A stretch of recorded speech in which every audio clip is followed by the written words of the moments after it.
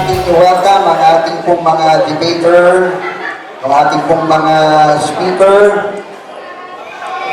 Unang-una, ang ating pong mga speaker coming from the end-time message. Palakpakan po natin si Pastor Francis Chan at si Pastor Ferdinand Sustento, kasama po ang kanyang mga kasama. Ganun din po, palakpakan po natin si Brother Bressy, Balansag, at si Brother Joel Arsenal ng Seventh-day Adventist Church. Okay, sa hapong ito, nais ko munang inayahan ng lahat na tumayo at tayo po'y manalangin muna.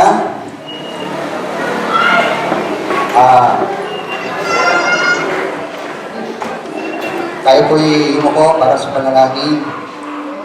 Muli, Panginoon, kami po ay papasalamat sa panahon at pagkakataon na ito pong pinakaloob sa amin na kami po ay magkaroon ng ganitong uri ng pag-uusap na isang Panginoon na habang kami nag-uusap, ang banal na Espiritu Santo ang siyang umatnubay sa bawat isa sa amin, matapos namin ang payapa ang aming pong pag-uusap nito.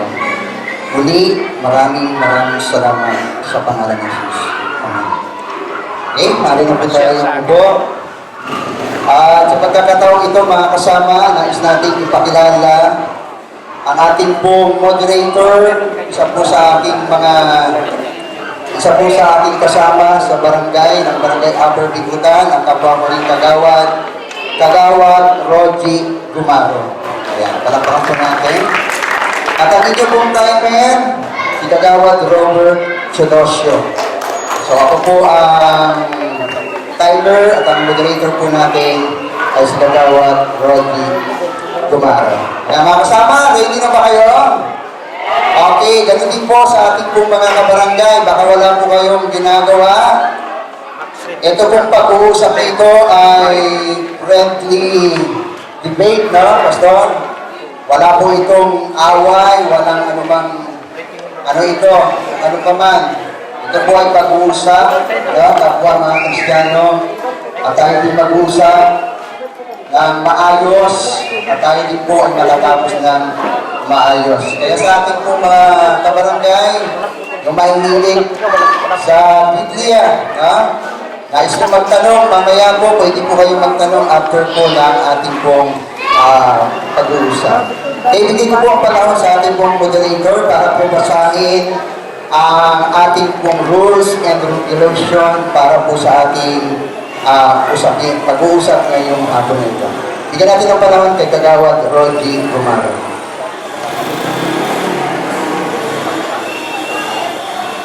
Ayan, magandang hapon po at tunay nga po napakabuti ng ating Panginoon po at nagkaroon tayo ng ganitong pagkakataon. Yung po unahin po natin sa ang topic na number 1, alin ang tamang araw ng pangilin at pagsamba? Araw ng Sabado o araw-araw sa panahong Kristiyano ayon sa Biblia. Yung po, meron po tayong rules, bago po natin simulan yung paksa, okay, sige po.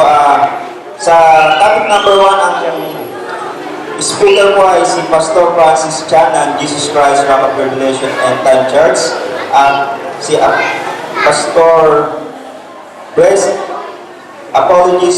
Balansag ng Seventh-day of Adventist.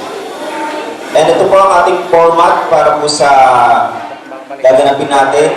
First stand po, 20 minutes each. Both will explain their sides. And another 10 minutes for cross-examination sa bawat isa after the first presentation. Yung second stand naman po, Bibutal, 15 minutes. And then another cross-examination, 10 minutes each. And then conclusion, 7 minutes each. And then meron din po pagkakataon na magtanong ang audience, question and answer.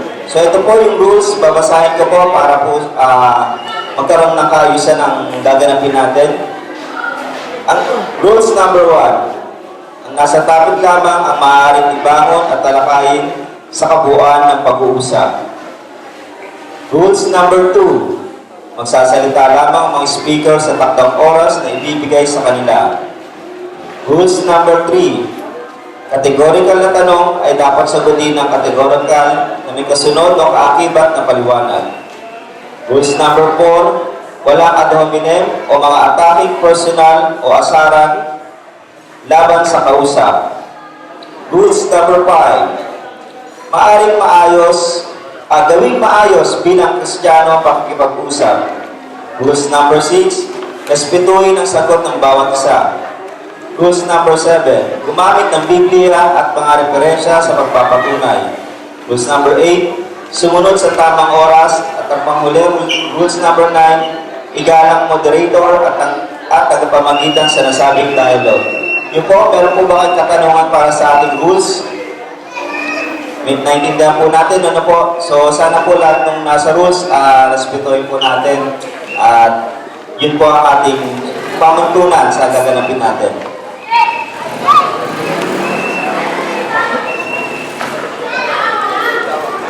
So, maaari na natin pasimulan. Okay, siya lang po. Kayo yung aming mga kasama na hindi po taga dito, kung kayo po ay medyo yung naiihi, diretso na lang po kayo dito. Dito na po kayo diretso ha, doon sa bakal na gate, doon na po kayo. Katok na lang po kayo doon, pwede na po kayo umihi doon o mag-comfort po.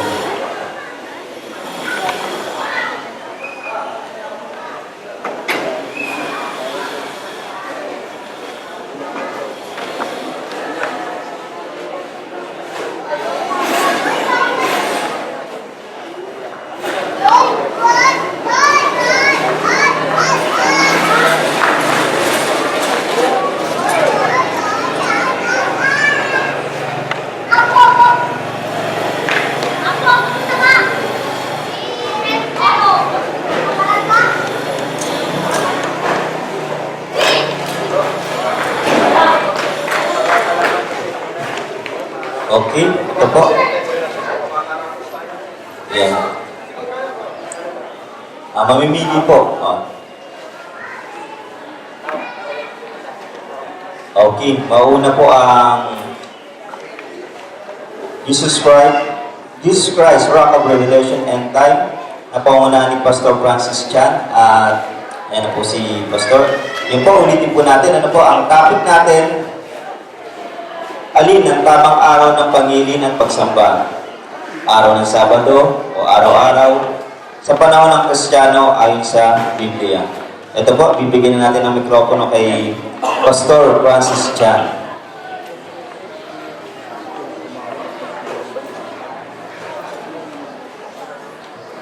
Okay, ang oras mo ay nagsisimula ngayon. Okay. With regards to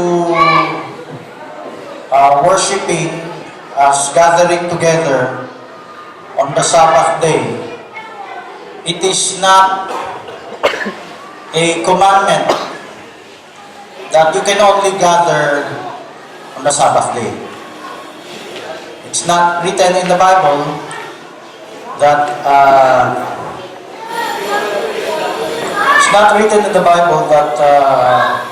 you should only gather on the Sabbath day.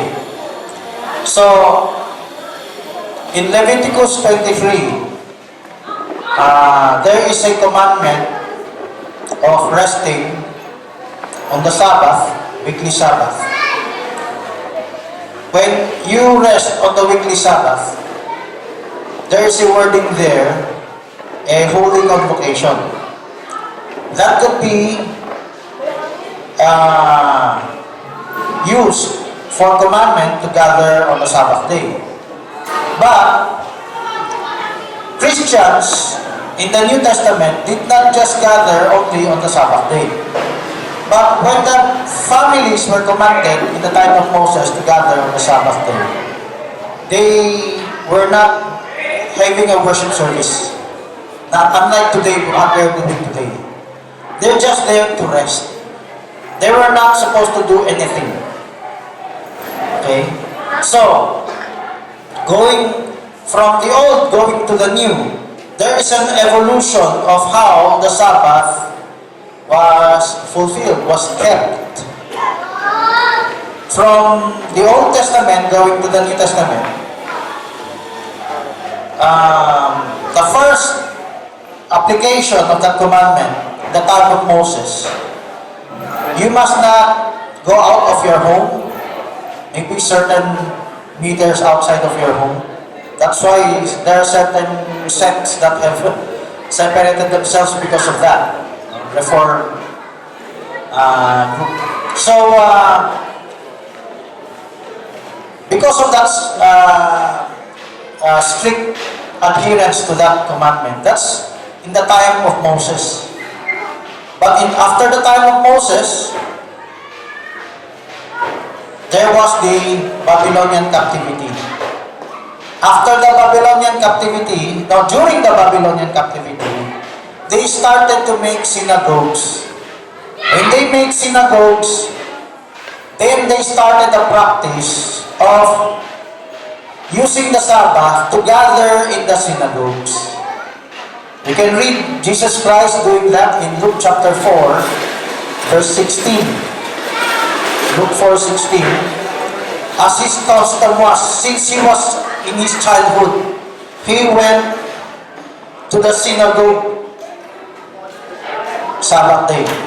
So, there is an evolution of how they were to use the Sabbath. Now, comparing staying at home and going to church, quote-unquote church, the synagogue then is what we now call today the church.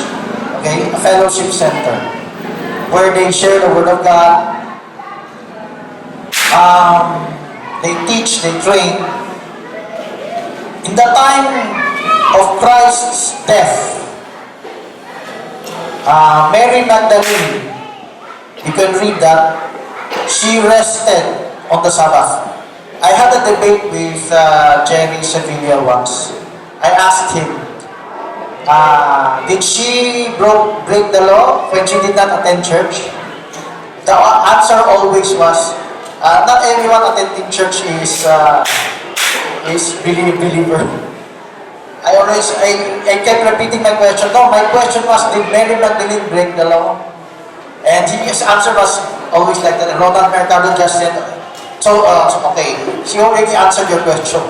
You cannot ask anymore. So, but what I want to point out is, since there is an option, you can stay at home or you can go to church, keeping the Sabbath is not as stringent as what others make it out to be.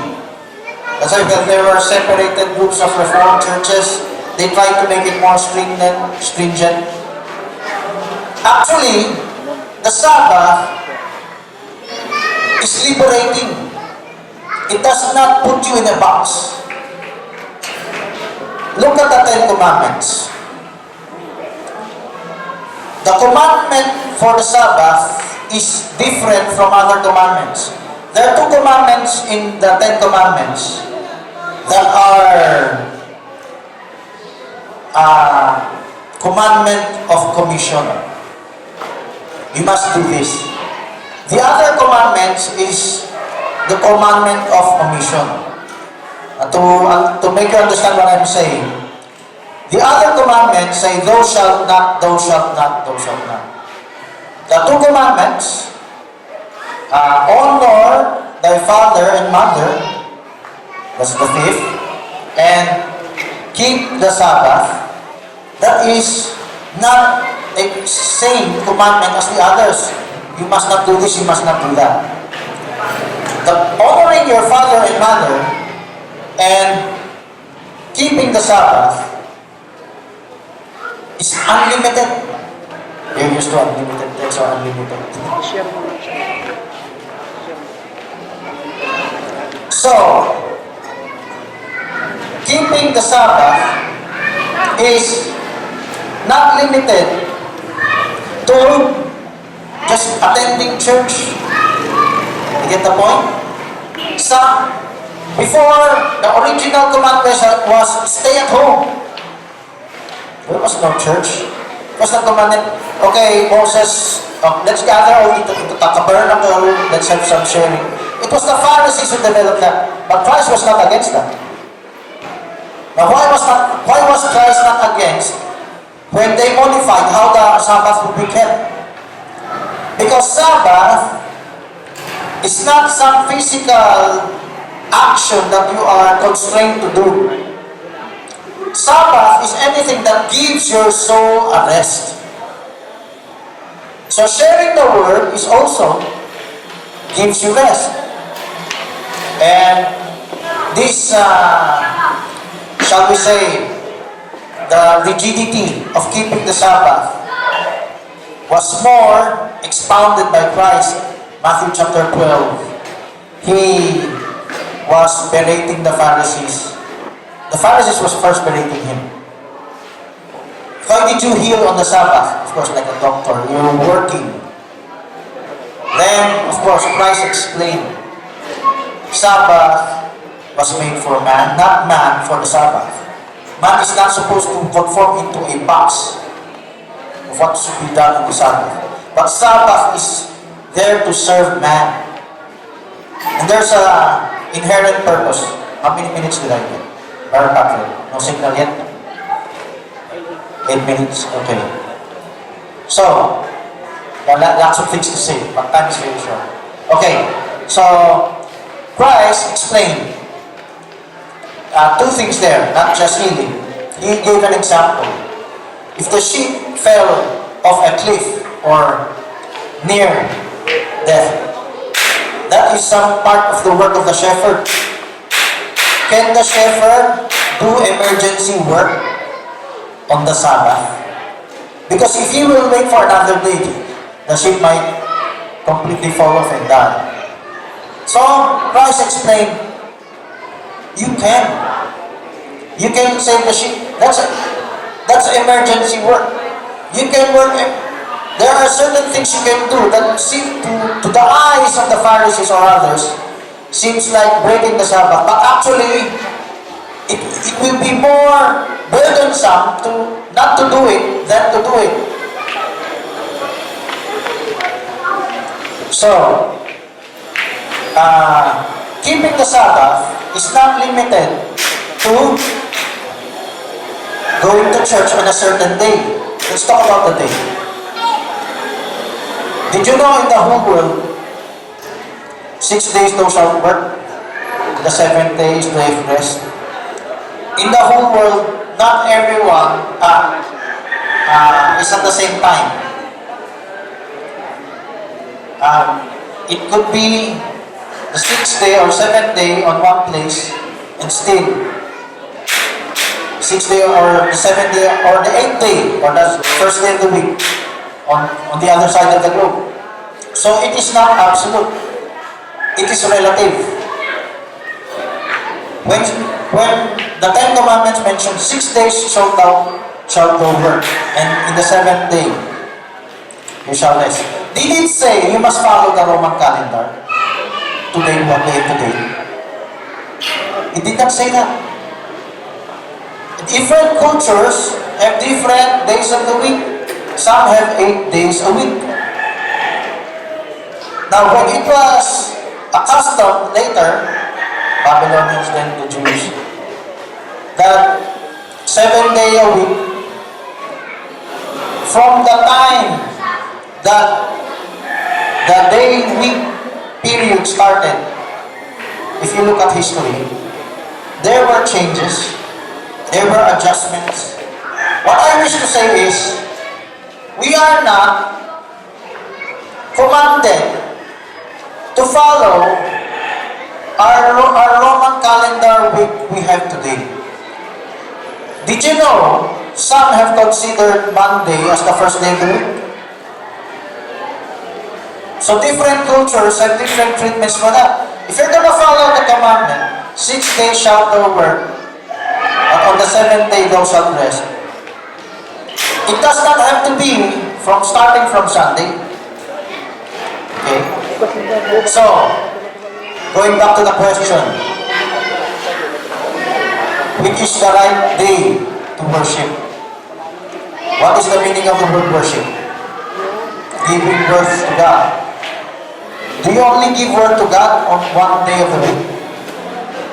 Let's talk about gathering together. Is there a commandment that you must only gather together one day of the week? Can we gather together in other days also? Is there a commandment that's the only day we must gather together? There is no commandment. Since there is no commandment that we must gather together only on one day of the week, nor are we commanded that we follow this Roman calendar we have today, then you must understand what the Sabbath represents. There is the physical Sabbath, and there is the spiritual Sabbath. Let's look at the spiritual Sabbath. Look at the Ten Commandments in Exodus chapter 20. There was a citation of the Old Testament. For in 6 days, God created, but on the 7th day, He rested. Let's compare God's Sabbath to the Sabbath or to the weekly Sabbath that progressively the Israelites were commanded to do. Of course, the rest of the world. Let's go back to Genesis. If you have your Bibles, open up each day of creation from the 1st to the 6th. You will find each of those days were bounded by evenings and mornings. That means to say, it's a 24-hour day. Day 1 to day 6. It's a 24-hour day. The evening and the morning were the first day. The evening and the morning were the second day. The evening and morning were the third day. The evening and morning were the fourth day. The evening and morning were the fifth day. The evening and morning were the sixth day. How about the seventh day? Look it up. Genesis chapter 2. When God rested on the seventh day, was there evenings and mornings? For us humans, we rely on a rotating day of the week for our timekeeping. We go back to Monday, back to work, or back to, let's say, if your back to work is Sunday, but for our culture here, it's Monday. Or it's the end of the weekend. It's the back to work again. Your weekend is over. But to God, let's go to God. Genesis chapter 2. There was no evenings and mornings. The seventh day has no evenings and mornings. If you can imagine, we don't have a board here, but just imagine. First day, second day, third day, fourth day, fifth day, sixth day. It's bounded by 24 hours. When you reach the seventh day, it is unending. Why? There's no evenings and mornings. When God finished His work on the seventh day, did He get back to work like us, back to the office on the next day after 24 hours? No, He did not. He rested continually. What does that represent? The Sabbath represents eternity, eternal life, a point of no return. The time you've accepted Christ for the rest of your lives. Hebrews chapter 4.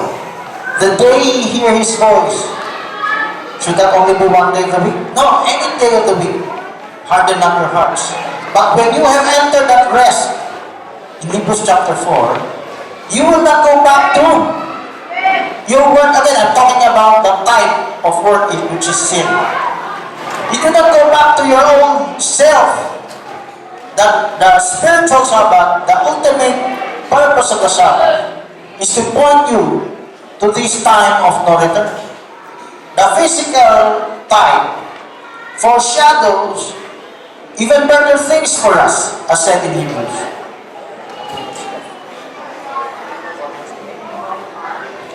So, understanding this, the disciples would gather together any day of the week in the book of Acts. They're not constrained. Now, I've read some literatures of Armstrong's 3 minutes. that at first I was dumbfounded. I could not, now I realized Paul was requested to go back on the Sabbath to preach to them. So they use it as a commandment that in the New Testament you must only gather together in the synagogue on the day of the Sabbath. Because of course that was what was requested of Paul. But let me explain that part, that when Paul was requested to go back to the synagogue on the day of the Sabbath, it was because those he was evangelizing was used to that day. If people had that practice to gather together on the seventh day or one day of the week, it is not yet a commandment. If this physical commandment is as important as it should be, going into the Gentiles who never had that commandment, there should be an explicit commandment in the New Testament. You must only gather on this day of the week. Follow the Roman calendar.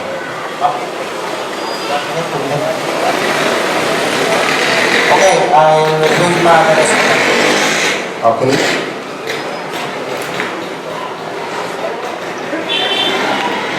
Okay. To give 10 minutes cross-examination. 20 minutes. Okay, sorry. We will give apologies, Bressy, Balansag, to Bressy. Okay, you're... Teka lang. Brother Bressy. Makinig po kayo sa akin. Patay na. Okay, start na. Magandang hapon sa bawat isa. So, hindi magiging maayos ito kung wala kayo. Yun yung unang-una. Pangalawa, gusto ko na maging maayos itong usapan. Gusto kong ulitin muna yung ating paksa. No? Ang paksa natin ay alin ang tamang araw ng pangilin at pagsamba. Araw ng Sabado o araw sa panahon Kristyano. Ayon sa Biblia. Yan po, araw-araw, no? Ngayon, number 1, gusto ko munang bigyan ng intro yung ating pag-uusap, no? Ang salitang araw ng pangilin at pagsamba ay may ikapit lamang sa ikapitong araw ayon sa Exodus chapter 20 at Exodus chapter 35 verse 2. Kaya nga sabi doon, 6 days work shall be done, but on the 7th day there shall be to you a holy day, a Sabbath. Okay? A solemn rest to the Lord. So sabi dito, yung 7th day ay Sabat na tinatawag. Ano? Pangalawang talata, Leviticus 23:3. You have 6 days when you can do your work, but the 7th day of each week is holy because it belongs to me. Ano? Ang sabi doon, no? Each week is holy because it belongs to me. Hindi every day holy because it's belong to me. Ngayon, ano ba? Maraming pa tayong talata, katulad sa Deuteronomy chapter 5, verse 13 to 14, sabi dito, 6 days you shall work, and you shall do all your works, but on the 7th day is the Sabbath of the Lord your God. The declaration is always Sabbath, is distinctive from other 6 days because it belongs to the Lord. Okay? Ang sabi dito, kaya para sa akin, kaya naman sa aking stand, ang Sabat ay equated sa araw ng pangilin at pagsamba. Ano? Kaya nga kung ipaparaphrase ko itong topic na to, pwede natin sabihin, araw ng Sabat, Sabado o araw-araw. Dahil equated ang salitang pangilin at pagsamba sa araw ng Sabado or Sabat. First contention, sa paksang ito, nais kong ipaunawa na hindi siya tutol na may tamang araw ng pangilin o pagsamba o Sabat. Hindi siya tutol. Therefore, hindi ko na dapat patunayan na may Sabat. Malinaw yun. Ang aming pag-uusapan na lamang ay kung ano ang araw ng Sabat. Araw-araw ba o Sabado? Ano? Malinaw din na ang aming pinatutunayan Sa second contention ko, since kanyang pinatutunayan ng araw ng pangilin at pagsamba ay araw-araw at ang Sabado ay kasama sa araw, therefore, malinaw na hindi ko na dapat patunayan pa na yung araw ng Sabado ay pangilin at pagsamba sapagkat kasama siya sa araw-araw. Ano ho? Malinaw ho yun. Ngayon, ang pinatutunayan ko na lamang, doon lamang sa akin pong contention sa first and second, ang pinatutunayan ko, or hindi ko dapat patutunayan, may limitation ako, sa limitations ko, di ko gawain ngayong patunayan ang validity ng Sabat, since parehas kami may Sabat. Sa kanya, araw-araw. Di niya dapat questionin kung ang Sabat o ikapitong araw ba ay pangilin pagsamba, kasi kasama yun sa araw-araw. Ano? Ang aking pinatutunayan na lamang dito, o trabaho ko sa debating ito, ay ang tamang araw ng Pangilin at pagsamba ay Sabado lamang o ikapitong araw lamang, only day. And that is Saturday o Sabado. Ito ngayon ang mga argument ko. First argument from distinction. Number one, premise number one. The seventh day was set aside by the Lord Himself and declared holy. Premise two, the seventh day can be traced as Saturday through the use of original biblical languages, and therefore, Saturday is the seventh day of the week that was set aside and the only day that was declared by the Lord holy. Ano? So, punta tayo sa premise 1. Ang premise 1 ko, the seventh day was set aside by the Lord and declared holy. Meron siyang tinatawag na divine act. Ano? Originally, ang araw ng Sabat ay makikita natin doon sa Genesis chapter 2 verses 2 to 3. Ang nakasulat doon, God rested, blessed, and hallowed the seventh day. In Hebrew language, okay, ang nakasulat po doon sa Hebrew language, Elohim Sabat Bara Kides Shivi Yom. Ang ibig sabihin, pinagpala ng Diyos, pinagpahinga, at itinanging ang araw ng Sabat. So dapat makita natin itong tatlong divine acts na to sa araw-araw para makita natin na tama yung kanyang stand. Ano? Ngayon, kung titignan mo natin yung word dito na rested, ano? Okay, yung rested o verb na Sabat, ano? Ito po ay hindi po dahil napagod ang Diyos. Okay, baka sabihin ninyo, ay napagod ang Diyos kaya siya nagpahinga. Hindi ho. Dito ay, ang ibig sabihin nito ay cessation. Sense of completeness, kaya siya natapos. Ano? Ano ba? Kaya kung mapapansin natin, in application, nung pong premise number 1 ko, in application, pagdating sa application sa mga tao, imposible na hindi mo siya pwedeng ikapit sa pagpapahinga ng mga tao. Bakit? For example, sa Exodus chapter 31 verse 17, in 6 days, the Lord made the heaven and earth, and on the seventh day, He rested and was refreshed.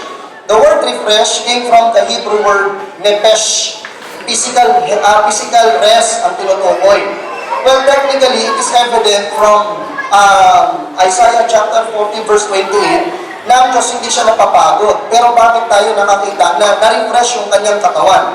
Simply because merong anthropomorphical application o pagpapahinga ng tao na gustong gayahin ng Diyos yung kanyang pagpapahinga ng ikapitong araw. Ano? Kaya kung titignan natin, meron siyang divine act. Katulad ng pagbibinyag ng Panginoon, pagbabautismo. Technically, hindi niya na kailangan magpabautismo. Pero napansin niyo, nagpabautismo siya for the sake na magkaroon tayo ng standard. Same thing na ginawa ng Panginoon dun sa 7th day. Hindi niya kailangan itong itangan, hindi niya kailangan magpahinga, pero for the sake for us to understand, no?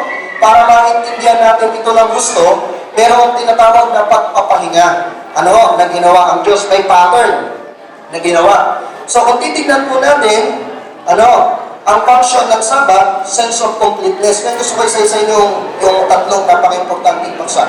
Number 1, o yung tatlong bagay na ginawa ng Diyos. Number 1 is God's blessing. No? Binless ng Diyos ang ikapitong araw.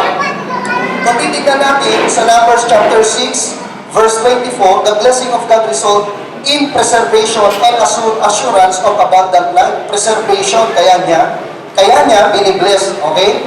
So, sa Psalm chapter 133, verse 3, ayan, mabilis yung oras natin.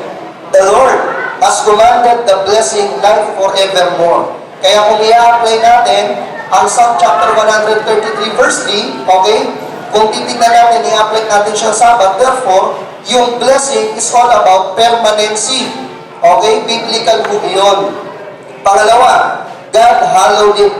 Did you know na yung salitang hallowed, okay, it was came from the Hebrew word yekades. Okay? O yung kanyang verb ay PL. Sa ibang translation, yung salitang hallowed, make it holy, sanctify it, hiniwalay, separation. Pag tinignan natin yung tinatawag nating application na meron siyang holy use, ibig sabihin, it is the separation for another days. Okay? Kapag sinabing hallowed it, nakikita natin na meron siyang separation na ginagawa. Yung sa topic ko natin, ang pinag-uusapan natin, kaya sinabi ko kanina, Sabat lamang. Ikapitong araw lamang. Ano? Sa kanyang presentation, ano po, dito dapat araw-araw mayroong ganong Ano pa ang mapapansin natin, no? Ano pa ang mapapansin natin? Dito sa, tawag dito, sa Genesis chapter 2, verse 3, makikita natin na yung first time ginamit ng Diyos ang salitang blessing, doon pa kumapit sa mga araw. Bakit araw? Bakit hindi lugar doon ang binless ng Diyos? Simply because lahat tayo ay sakop ng time.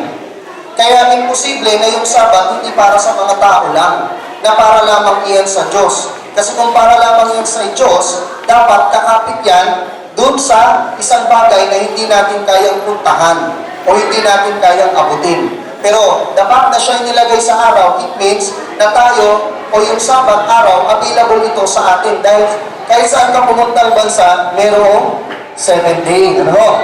Ano pa? Ang bilis talaga ng time. Gusto kong linawin din sa ating paksa ng pangilin at pagsamba. Ito ang topic natin, pangilin at pagsamba. Hindi salitang hindi salitang pagsamba lang. Para sa kalaman ng bawat isang Seventh-day Adventist po, meron po kaming araw-araw na pagsamba. Pero iisa lang yung aming pangilin at pagsamba. Para maging malinaw. Kaya mapapansin niyo po, sa Exodus chapter 20 verse 11, yung ikapitong araw ay dinideclare ng Diyos ay Sabat sa Panginoon. Separation for holy use. So, bibilisan ko, kung sasabihin mo natin na itong Sabat ito ay hindi para talaga sa mga tao, kung papansinin nyo sa Exodus chapter 16 verses 22 to 25, another fulfillment ng Sabat, yung Sabat, okay, walang nahuhulog na mana, walang pagkain yung bayang Israel pag Sabat. Pero kung Friday, 2 ulit ang binibigay na manang pagkain ng Israel. Bakit?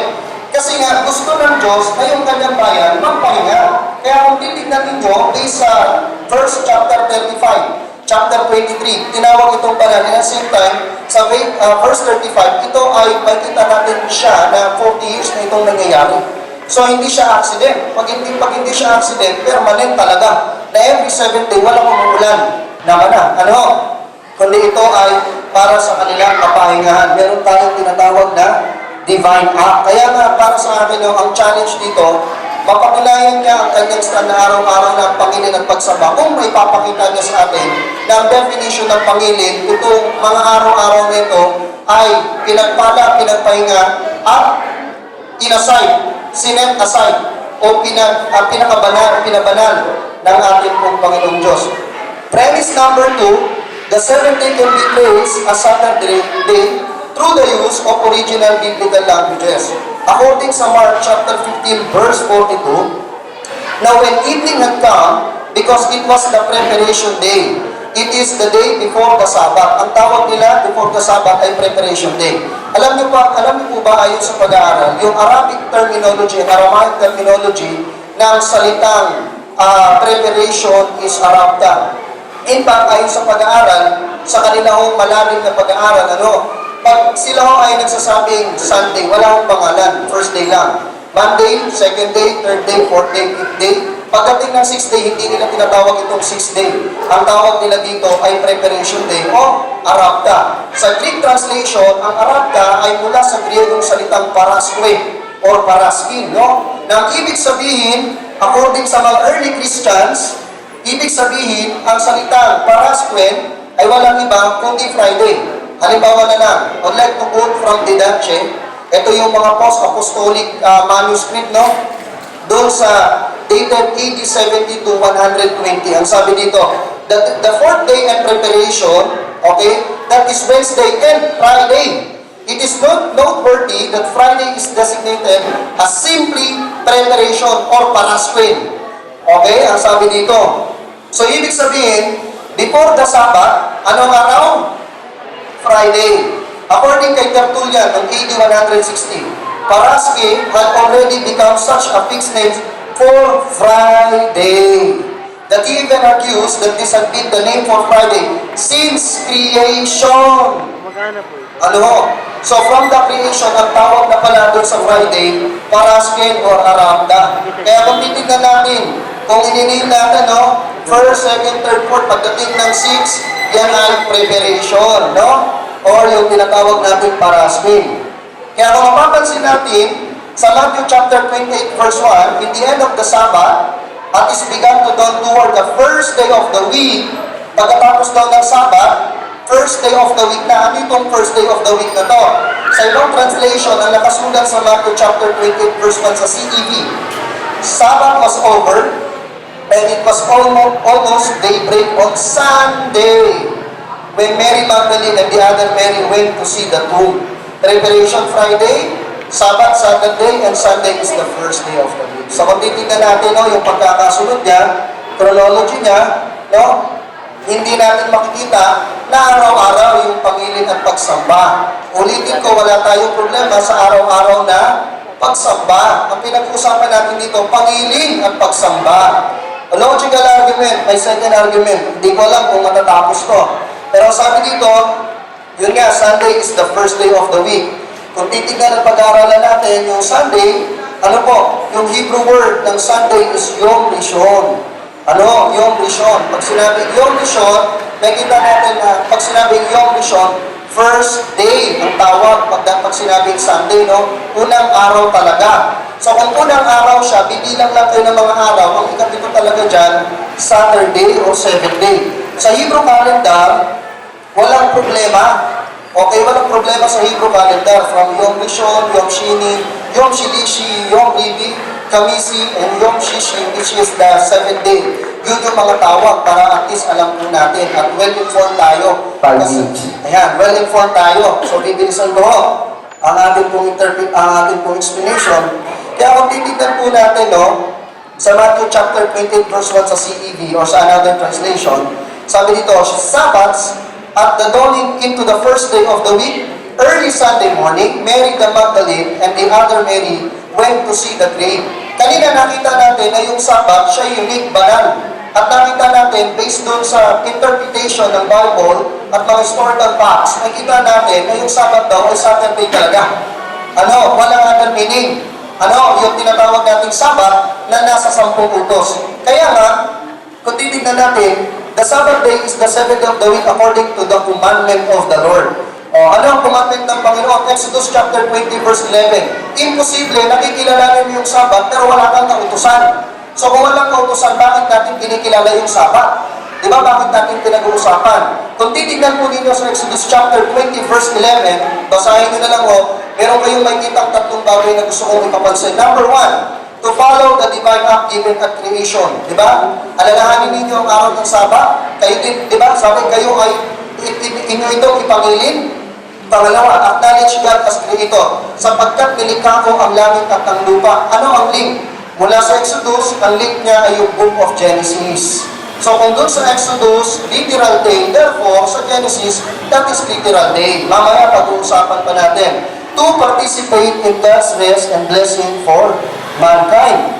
Ano? Kaya, meron, alam niyo po sa Book of Hebrew or sa mga Hudyo, meron pong tinatawag na adjective. Sa atin, pag sinabi natin, magandang-maganda, pwede natin tawagin pinakamaganda o sobrang ganda. Pero sa kanila, wala akong ganon.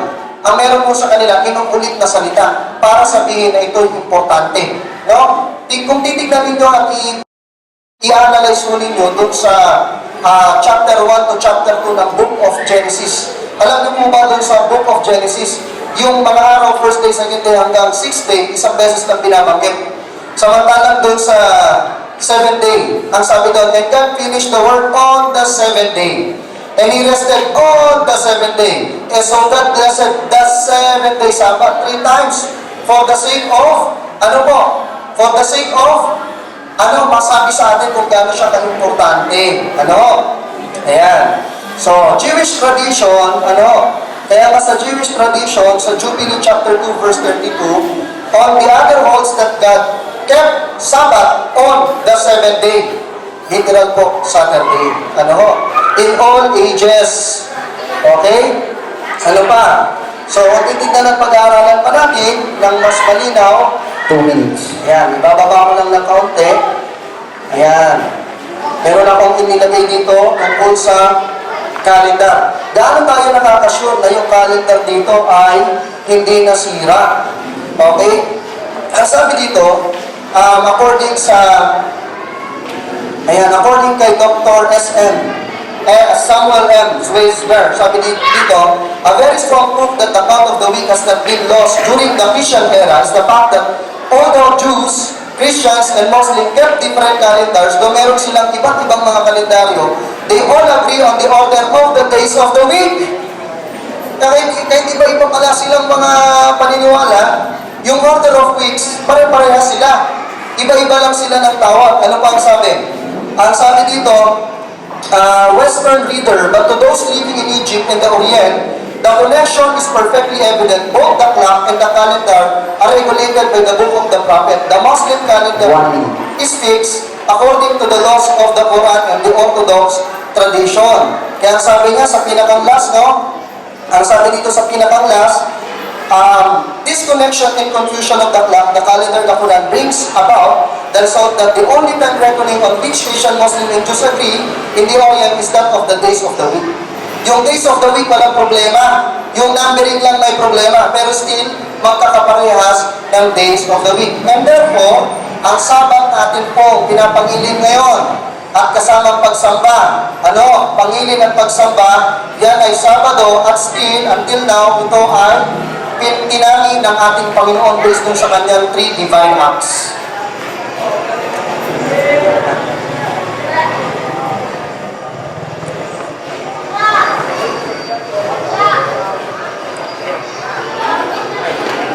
Okay, time.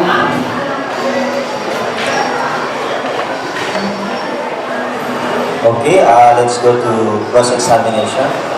It's yes.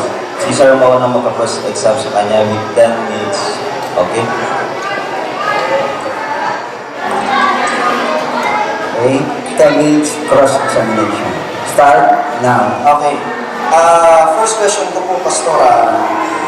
Tutol ba kami na yung everyday ay worship? Sa inyong palagay? Tutol ba kami? So, your question is, Categorical. do we disagree that everyday is worship? Yes. In what you explained, no. Bakit ako tinatanong? Mr. Moderator, No, maganda. I answered your question. You asked me a question, I just repeated the question.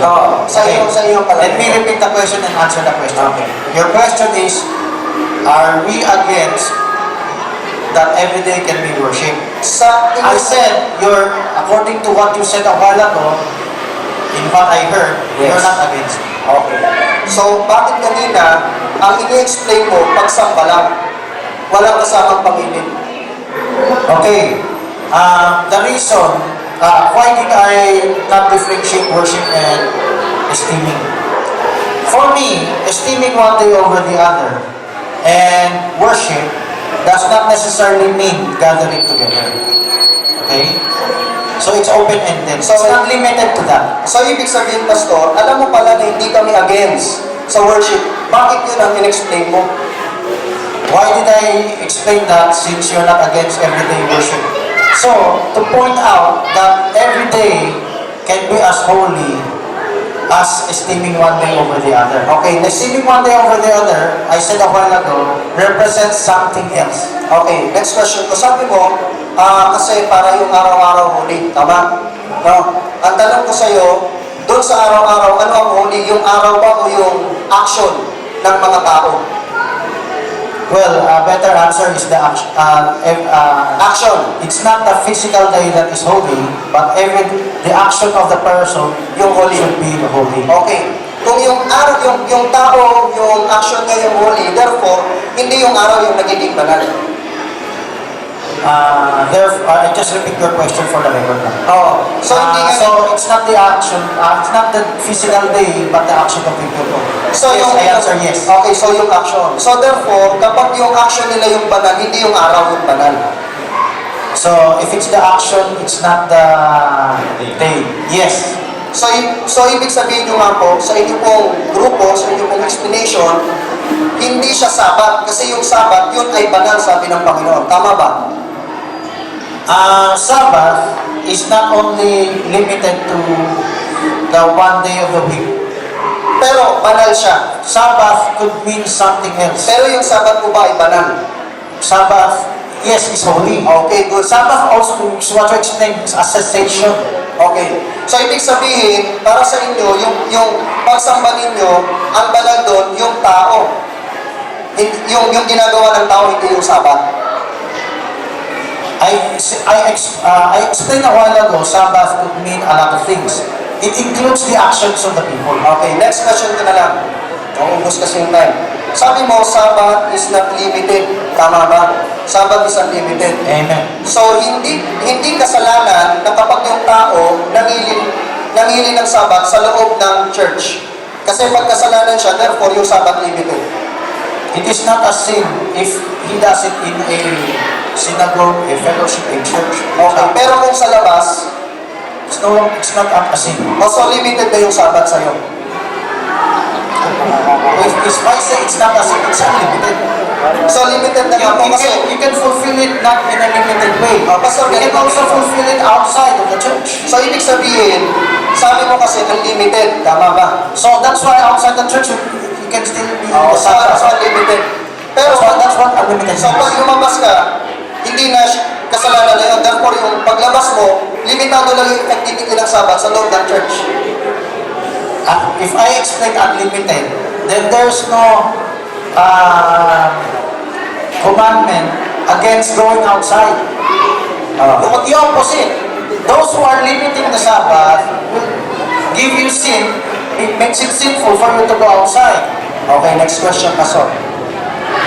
Sinabi mo kasi kanina na yung Sabat na kailangan sa loob ng church. Tama ba, no? Kailangan yung Sabat sa sinagoga or synagogue. Tama ba? No, I said that was one of the modifications of the Pharisees. Okay. So, ibig sabihin, Let me repeat for the record. Okay, sige, Sister Jella. I said a while ago, the Pharisees instituted that they must go to a synagogue during the Sabbath. It was they who instituted it, but it is not a direct commandment. It is just an open-ended fulfillment of the fourth commandment. so ang in-explain mo kanina, Pastor, kasi in-explain mo yung limitation, no? Ang in-explain mo kanina, prinsipyo ba o yung araw-araw dapat na yun ang gagawin? Could you repeat your question? Kasi kanina ang in-explain mo, para malinaw, no? Kanina ang in-explain mo, yung pamimili ng Sabat, dapat ganito, dapat ganyan, dapat ganito. So, ang in-explain mo ba ay prinsipyo? Okay, prinsipyo o tamang Okay. araw-araw dapat ang pangili ng pagsasabi? So, when I explained a while ago, Sabbath should be done like this. Okay, yes. I'm talking about others who misinterpreted the Sabbath. So, is that principle? Of others. Yes, principle of others. Principles of keeping the Sabbath? Of others. Oh, I so- did not say that's mine. so I was principle- quoting someone else. So, principle yan. Tama pa, so. Principle. Yes, yes, you can say So, so. kung ang in-explain mo ay prinsipyo, hindi mo in-explain na yung araw ng Sabat na yan o yung araw ng Panginoon ay araw-araw.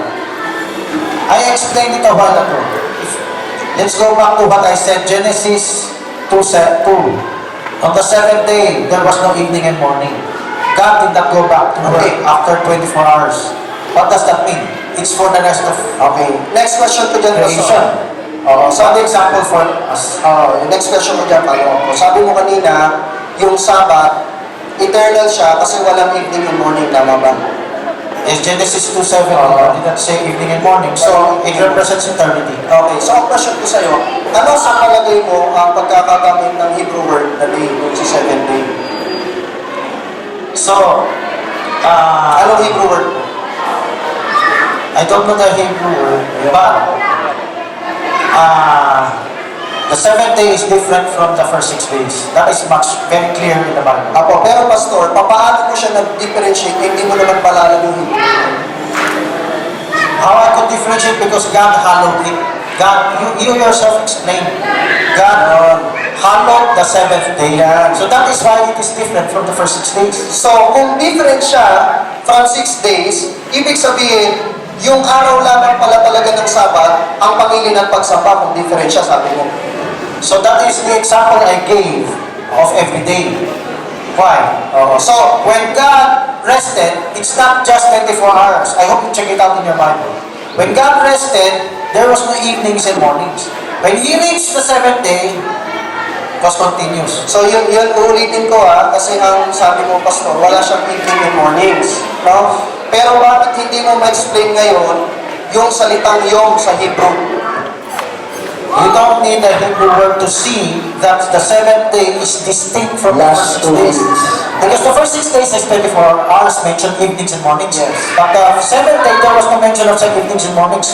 So the seventh day is vastly different from the first 6 days. Pastor, yung yom, para sa iyo, yung salitang yom sa Hebrew na day, hindi 24 hours. Tama ba? Yes, whatever depends on the sentence how it was used. Paano kung may mabasa ako na yung ibig sabihin ng salitang yom sa Hebrew ay 24 hours? There's no problem with that because it depends on the context. So tanggap mo na 24 hours Depends siya. on the context. So tanggap mo na dun sa context ng pinag-uusapan natin walang iba, dun sa Genesis chapter 2. So Na yung salitang 7th day sa Hebrew ay Yom Shivi. Okay? Yung Yom doon ay ibig sabihin ay 24 hours. Pag nabasa ko. okay, this is what I can say biblically. Let's follow the Bible.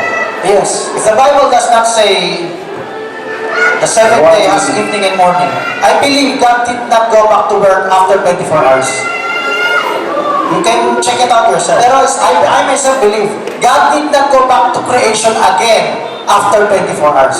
Pero pastor, wala tayong problema doon eh. Ang tinatanong If ko you sa don't disagree, then ang tinatanong ko sa iyo, yung salitang Yom, yung 7th day, yung bang day doon, na ang Hebrew word ay Yom.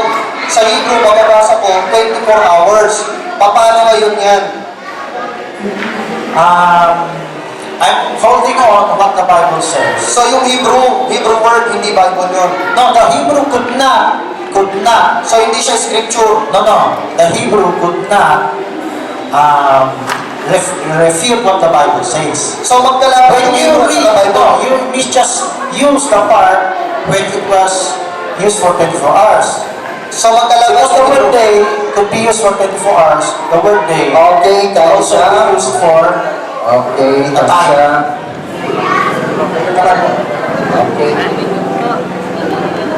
Okay, the next naman about Pastor Sam is si Pastor Francis Chan. Okay, wait.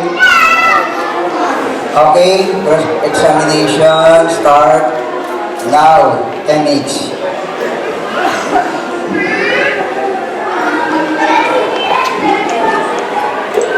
So, I have, my question goes back to where we left off. Yes. In Genesis, when God rested on the seventh day, did He rest only for 24 hours? Okay, ganito no? Yes or no? Yung, yes. Yes. Okay, pero explain ko. Ay, you say yes. Oo, okay, rest siya ng 24 hours. Cessation. Okay, kaya So after 24 hours, He went back to work. hindi siya nag-work. Okay, wala nakasulat. Wala siya nakasulat kasi complete na yung kanyang work. Ang susunod niyang word doon, redemption. Again para maging malinaw, pastor. Hindi siya nagpahinga dahil napagod. At yun ang reason para gumawa siya ulit. Wait. Did I say a while ago, did I mention in my first time that God rested because He was tired? Did I say that? Kaya nga, pastor, Did I say that? in-explain ko, pastor. Ito, explain ko. Just say yes or no. In-explain ko, pastor. Okay, explain ko po sa inyo ng maayos. No, please answer first before you explain. Sasagutin ko. Did I say God was tired? Okay, sasagutin ko, Mr. Did I say Moderator. Sasagutin ko, Mr. Moderator. Wait lang po sasagutin ko, okay. Ang question is yung bang ginawa ng Panginoon ay nagpahinga siya dahil siya ay napagod? Hindi. Okay? Ngayon, kung siya'y nag-rest ng 24 hours, ang issue doon, hindi kung gagawa siya ulit o hindi, sa susunod na araw, ang issue doon, ang kanyang pinagpahinga ay ikapitong araw. Yun ay Sabado, hindi araw-araw. Okay?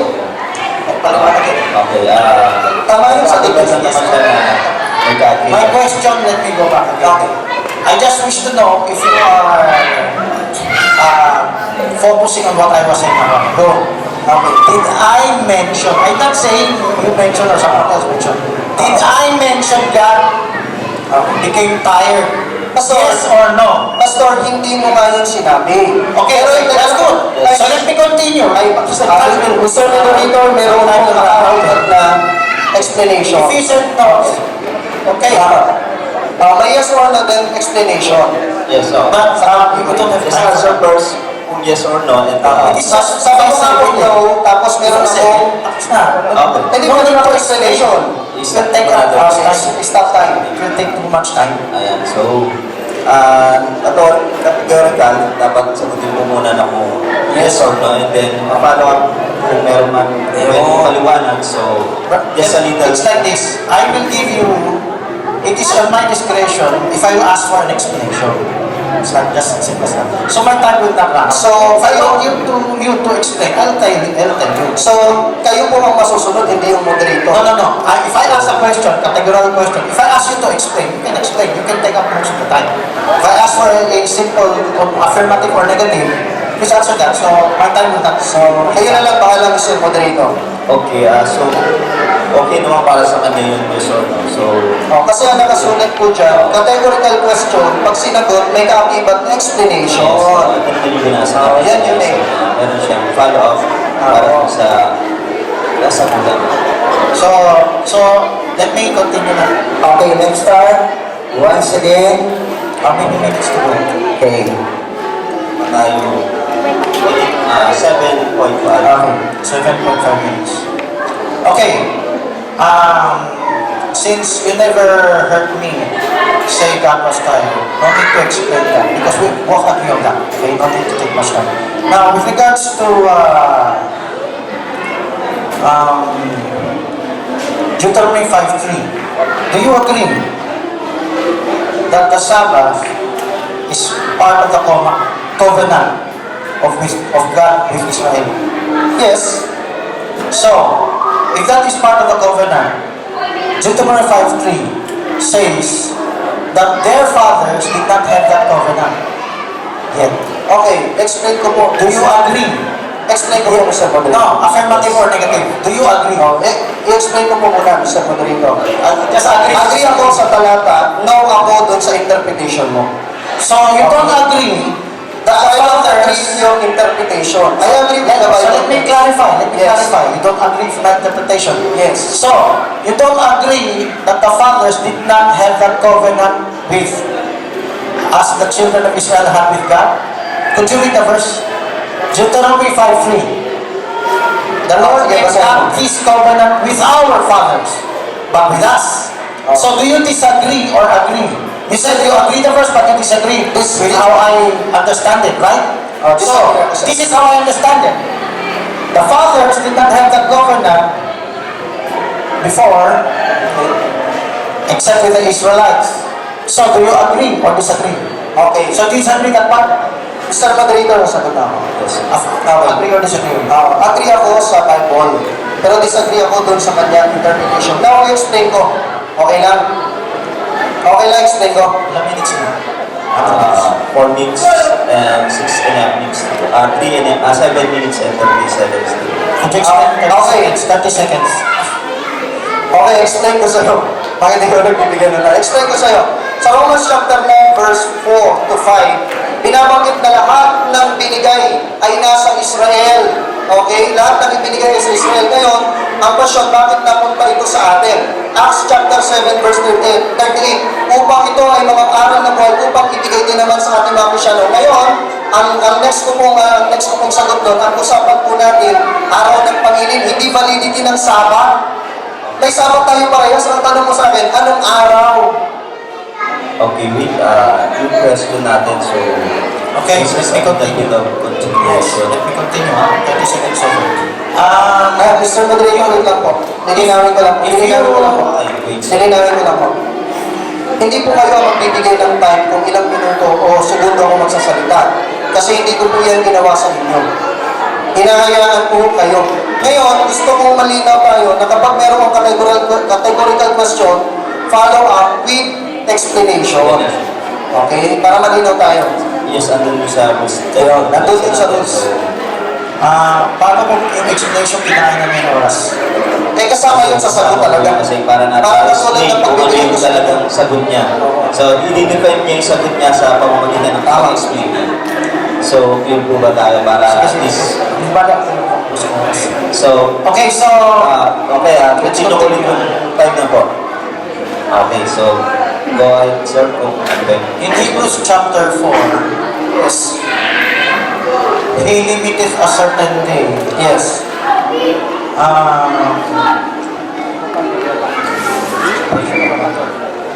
Okay. What is that certain day? Simple answer. 70. 7 day. Mababasa ko sa Bible. Sa Hebrews chapter 4. 7 day, hindi araw-araw. So do you also agree, as it was said, today if you hear His voice, harden not your hearts. That is that certain day. Certain day is certain day is a day of chance. Another day of chance. Yung day chance, 7 day, mababasa ko sa Bible. Do you agree Sa Hebrews, in written in verse 7? Today if you hear His voice, harden not your hearts. That is that certain day. yes. So you agree? Yes. Okay. When you hear His voice, does it have to be only Saturday? Yes or no? Eto, explain ko po Yes or no? Yes. No. Okay, pero explain ko sa iyo. Thank you for the answer. We are Explain ko po sa inyo kung bakit. Yung tinatawag na certain day of another chance or chance today, yung chance na yon available pa rin sa mga tao. Pero hindi siya nangangahulugan na Sabado. Ano? Pero ang natitirang Sabat ay 7 day ayon sa Hebrew, mababasa ko yun. Okay. Sa book of Hebrews, gusto mo basahin ko? If you have agreed that it's not limited to only Saturday you can hear His voice, then any day of the week you can hear His voice. Amen. Ang sagot ko po kayo. Any day of the week you can hear His voice. Amen. Yes. Pero ito po, explain ko sa mga So let me finish. So do you agree that the Sabbath represents that day? Hindi. So you don't agree? No. The Sabbath represents the day you will hear His voice. Sige, ganito explain ko po. Yung pong hearing voice o yung tinatawag na chance, araw-araw po yung ibinigay ng Diyos na available sa atin. Pero yung pangingilin ng Sabat, ikapitong araw pa rin, mababasa ko sa talata sa Hebrews, hindi pa rin araw-araw. 7 day pa rin. Kung gusto nyo po, ipapabasa nyo po sa akin. Okay. So you agreed a while ago, hearing His voice is also that certain day. Secondly, you agreed a while ago that it's not always Saturday. Last 2 minutes. So, my last question. Yes. Ay, 2 minutes pa. My next question. Yes. Do you agree Sabbath represents something? No. Represents salvation. Ano yung something? Salvation. Example, salvation. No. You don't believe Sabbath represents salvation? No? So you don't believe Sabbath represents eternity, like God resting. Ang pinag-uusapan natin It dito, says a cessation from ang pinag-uusapan natin dito, Pastor, pati ikaw, lumalagpas ka sa paksa mo. Ang dapat mong itanong sa akin, yung bang Sabat, araw-araw. Ang tinatanong, hindi, ito po yung sagot ko eh. Ang Sabat sa kanya, salvation, hindi dapat nakasulat salvation. Wala sa paksa eh. Lista po natin yung questions. Wala sa paksa. I-lista po natin yung tanong ko. Okay. Dapat related. Yes. Topic. So, start ulit. Meron tayong 1 minute and 15 seconds. So, let's start. Does the word esteem or worship means you must gather together? Kasama po yun. Kasama yun. Tsaka bukod doon, wala tayong problema sa pagsamba. Ang pinag-uusapan natin, Pangilin sa pagsamba. So, it is compulsory that worship means only gathering together. Ulitin ko wala tayong problema sa araw ng pagsamba. Kasi sa amin, ang araw ng pagsamba ay araw-araw. Ang pinag-uusapan dapat natin, araw ng pagsamba, ang Pangilin, yun ang itanong mo sa akin.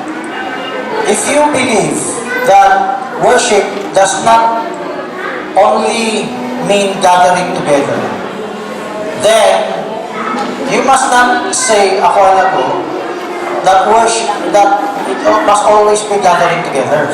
Okay? The same word with esteem. Does the word esteem means you must gather together? Mr. Moderator, explain Yes mo. or no lang?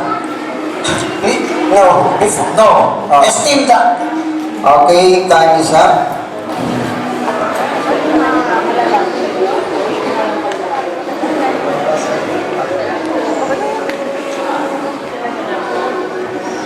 Ayan natapos po ang cross-examination. So, magkakaroon po tayo ng conclusion. Ito pala, yung second pala. Aribago pala, 15 minutes, second stand or 15 minutes po tayo ng battle. Okay, from what was explained a while ago, Wait. Okay. They start 15 minutes.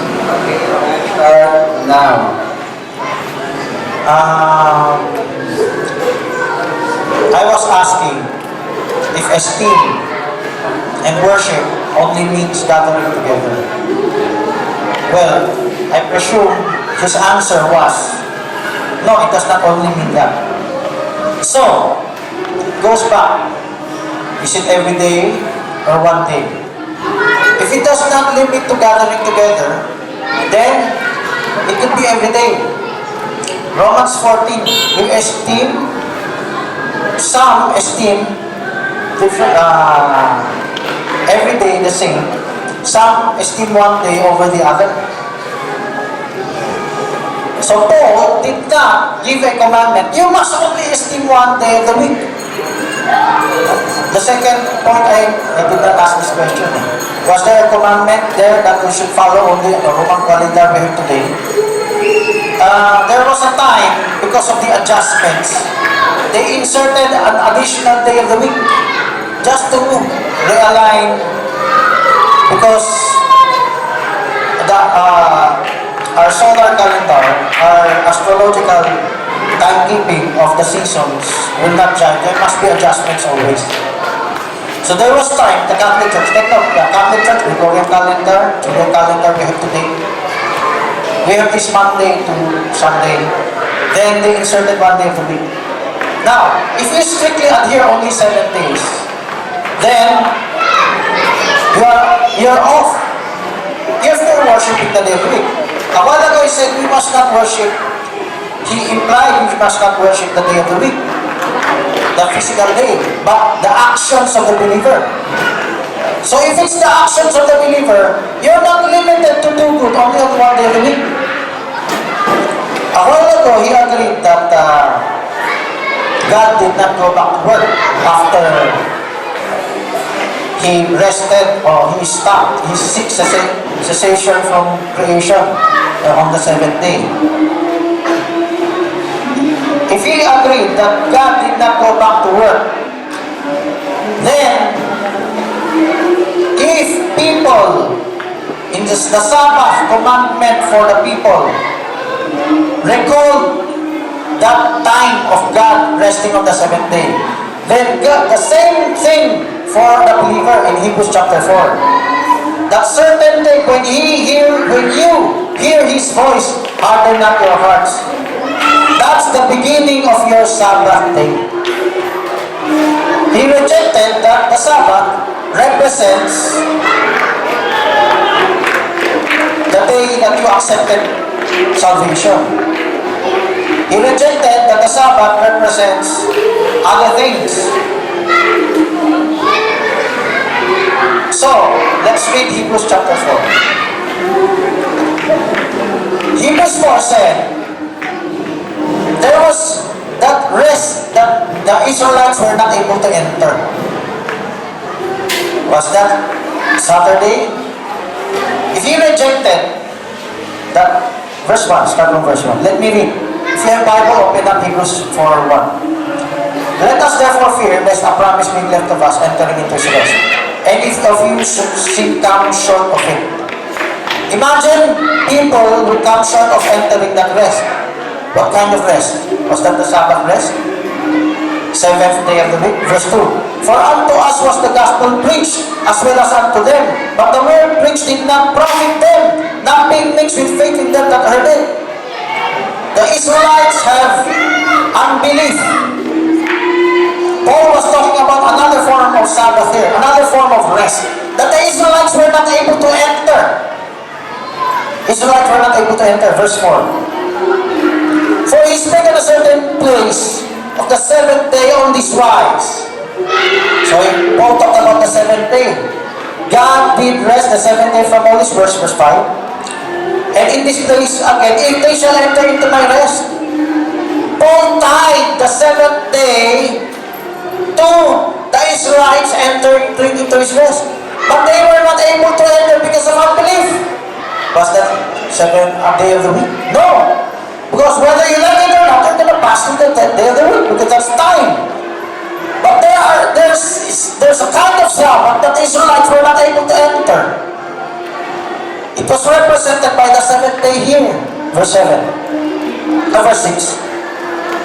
They seek therefore it remaining that some must enter therein, and they to whom it was first preached entered not because of unbelief. Verse 7.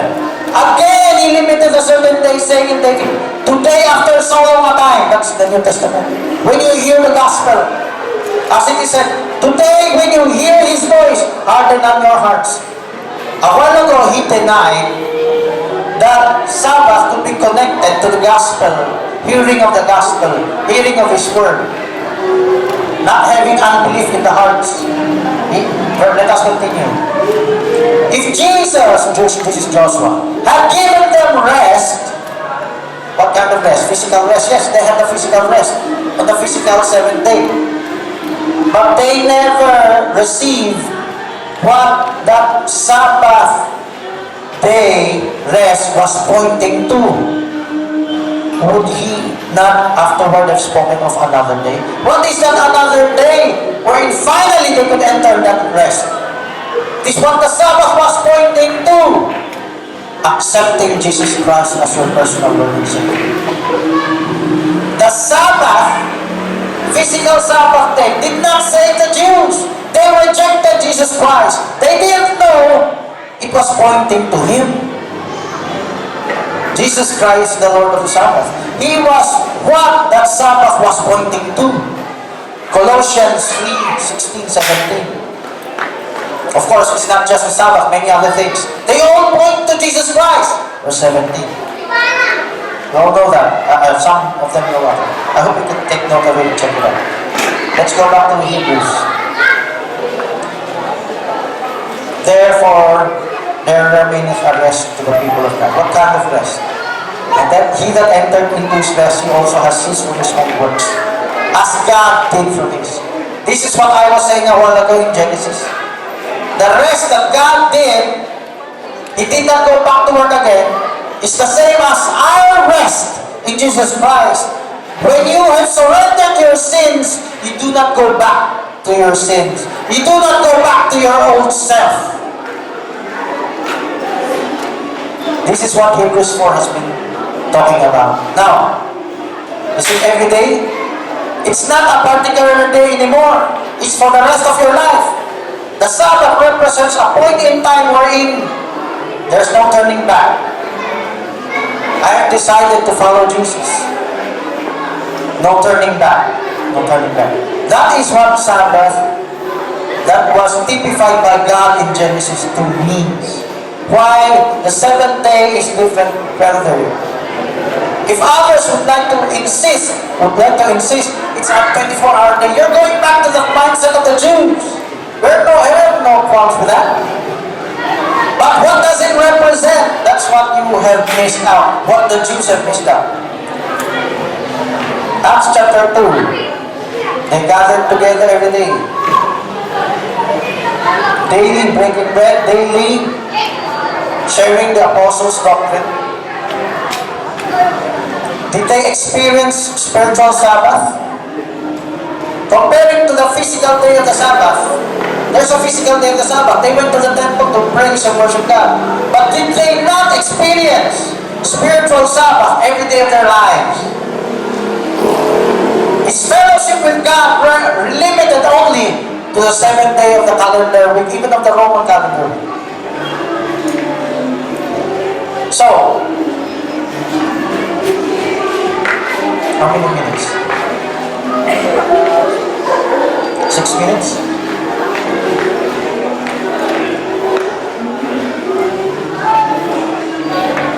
So, if they gathered together every day,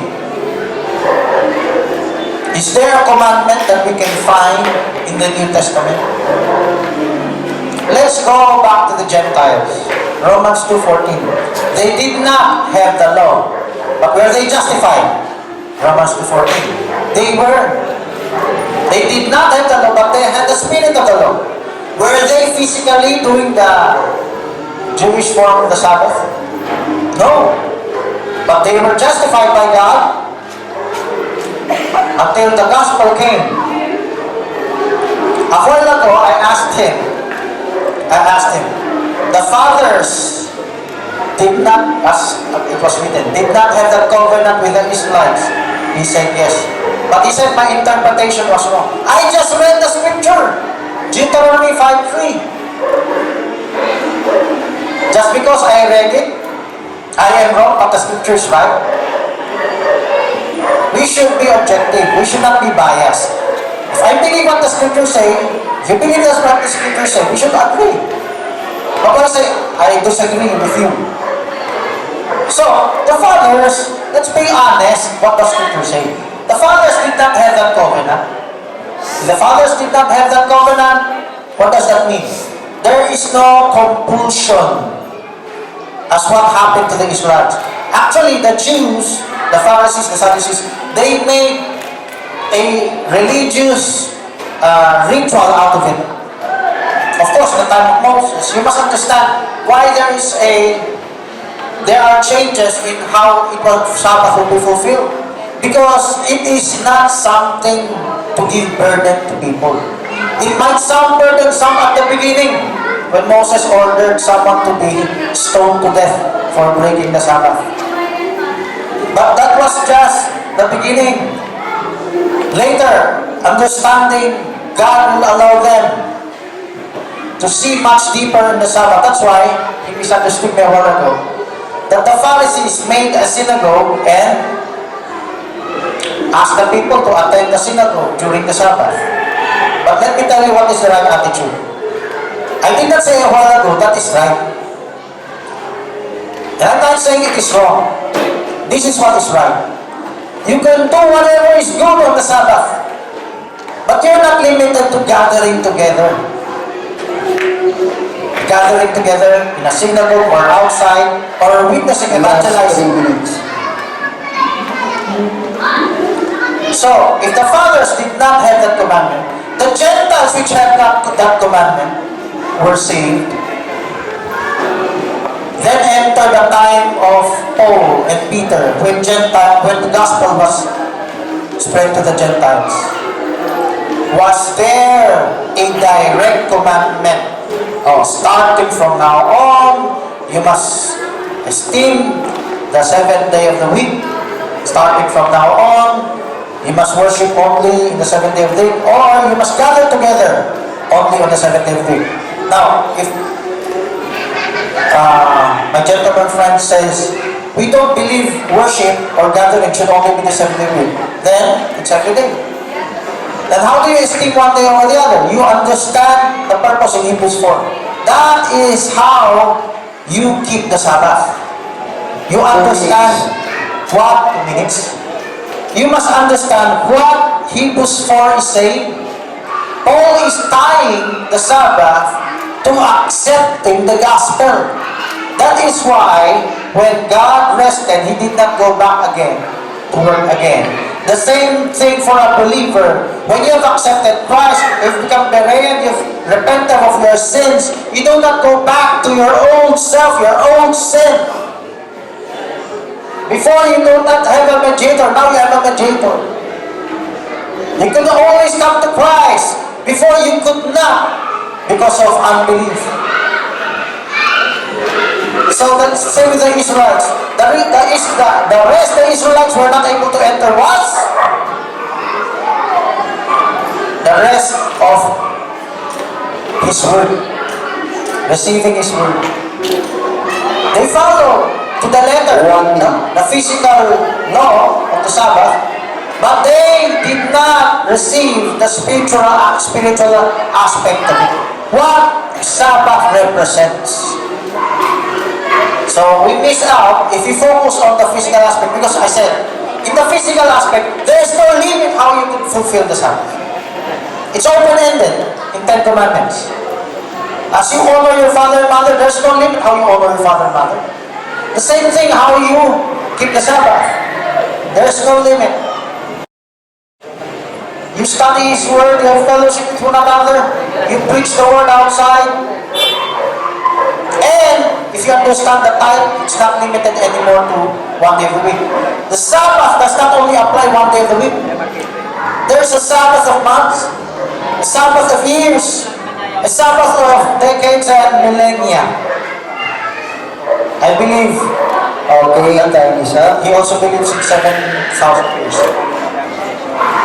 Okay, so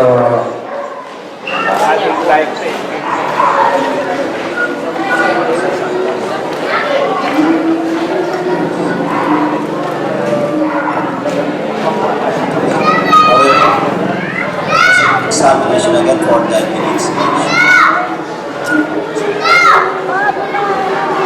First examine na po at in 10 minutes po ulit. okay, 10 minutes start now for cross-examination. Ano yung nakasulat sa Romans chapter 14? Pagpapahalaga o pangilin? Okay, Romans 14. 2:14. Esteemed. Yung estimate. 14. Romans chapter 14, yung salitang estimate. Anong salita yun? Pagpapahalaga o... Esteem means you look up to it. So, ano yun? Pangilin o pagpapahalaga? It could mean both considering it important. So, meron ka bang mababasa? Halimbawa na lang, no? Na references na yung salitang estimate na sinasabi mo, yung salitang estimate ay isinaling sa salitang pangilin. Ayan. Well, you can just look at the dictionary estimate. Hindi, wag mo sa akin. My understanding of the word esteem is considering it important. So, ayon sa Bible, Now, if you do not like the answer, huwag ka mag-comment kasi nagtatanong ako eh. So, ang tanong ko sa'yo, ayon sa Bible, so babaguhin ko na lang. Sa pagkakaalam mo, sa salitang sabat na pangingilin, di ba ginagamit ang salitang kataposis, sabaton, at sabatismos? May mababasa ka ba na ginamit doon sa Romans chapter 14, isa doon, yung i-translate na salitang estimate? the word esteem, I did not look up it up in a Greek. In the original Ibig sabihin, hindi mo alam yung background doon. So, I don't see anything wrong with my definition of considering it So, ibig important. sabihin, nag-define ka, hindi mo kinonsider yung dapat mong i-consider. Tama ba? I have here a computer. Pakisagot na lang, pakisagot. So, hindi mo i-consider. Consider what? I will not Yung consider what? Greek language talaga niya. I can consider. Okay. Let me read. Judge, determine, condemn, go to law, Okay, ano call in ginamit ko? question, esteem, Yung to esteem. separate, to put asunder, to pick out, to select, to choose, So, to approve, to prefer. ang tinatanong ko, ulitin ko, yung Greek language, hindi yung estimate dictionary. Para malaman This is natin. also Greek dictionary. So, anong pagkakasulat dyan? Yung Griegong salita, yung estimate na pagkakasulat. Greek word is krino. Eskrino. So, sa eskrino, katulad ba yan na sabaton, katapusi, sabatismos, o hindi? I believe the word Sabaton is So, hindi. another word. So, hindi. Another word. So, ibig sabihin, yung nakasulat dyan, hindi 7 day na pangingilin. Kasi magkaibang salita. It could be applied to those who are esteeming the seventh day. Because he said esteeming one day over the other. So, ulitin ko ho, no? Sabi mo, magkaiba. Tama ba? If Magkaiba o hindi? I said Sabaton is not esteem. Oh, magkaiba o hindi? I said it's not. Okay, it's not. Okay? So, ngayon, ang ano mo, sabi mo kanina, magkaiba siya. So, paano ngayon ang definition mo naging magkatulad? So I never said Sabaton is also Krino. I said Krino could be applied to many things, even a day of the week. The Bible mentioned that. Esteemeth a day pero more than others. So, it's not the same word. But you can apply it to the day of the week. Meron sabi ko sa'yo, ang tanong ko sa'yo, sabi mo kasi, day of the week, tama? Day of the week. Let's read that verse. Oo, Romans 14. ang pinag-uusapan natin dito, mamaya, papapasahin kita. Ang pinag-uusapan natin dito, yung Sabaton, kasi yun ang 7th day at in-apply mo yan doon. So, ang sabi mo, magkaiba. So, saan mo ngayon nakuha na magkatulad sila? Ano It's not the reference same mo? word. Pero yung meaning para sa... I hope you understand the meaning of the word. Kaya nga tinatanong ko sa'yo kasi hindi mo... Krino chooses. So you can choose a car, you can choose your food, you can choose a day. Now, the day, Romans 14 says, a certain day, one day over others. So that's the day. Okay, next ko po. Doesn't necessarily mean to have to be Sabaton day. Follow-up question doon. Sabaton is one of those days also. Ang sabi doon, pinapahalaga ng isang tao yung isang araw. Tama?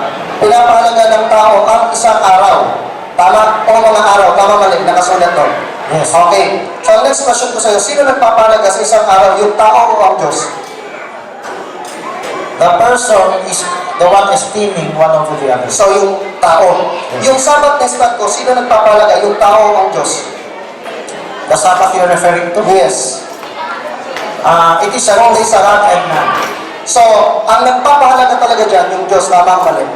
He was the first one. Okay. So, ibig sabihin, magkaiba. So, next question ko sa'yo. Can I explain? Next question. Okay. Sige, pag-explain na natin. Sige. So, you said that you implied in Romans 14 it is just man-made. But Paul was saying, do it for the glory of God. Okay. Paul was saying, though you must not judge one another over that. Okay, next question ko. So, just finish my explanation.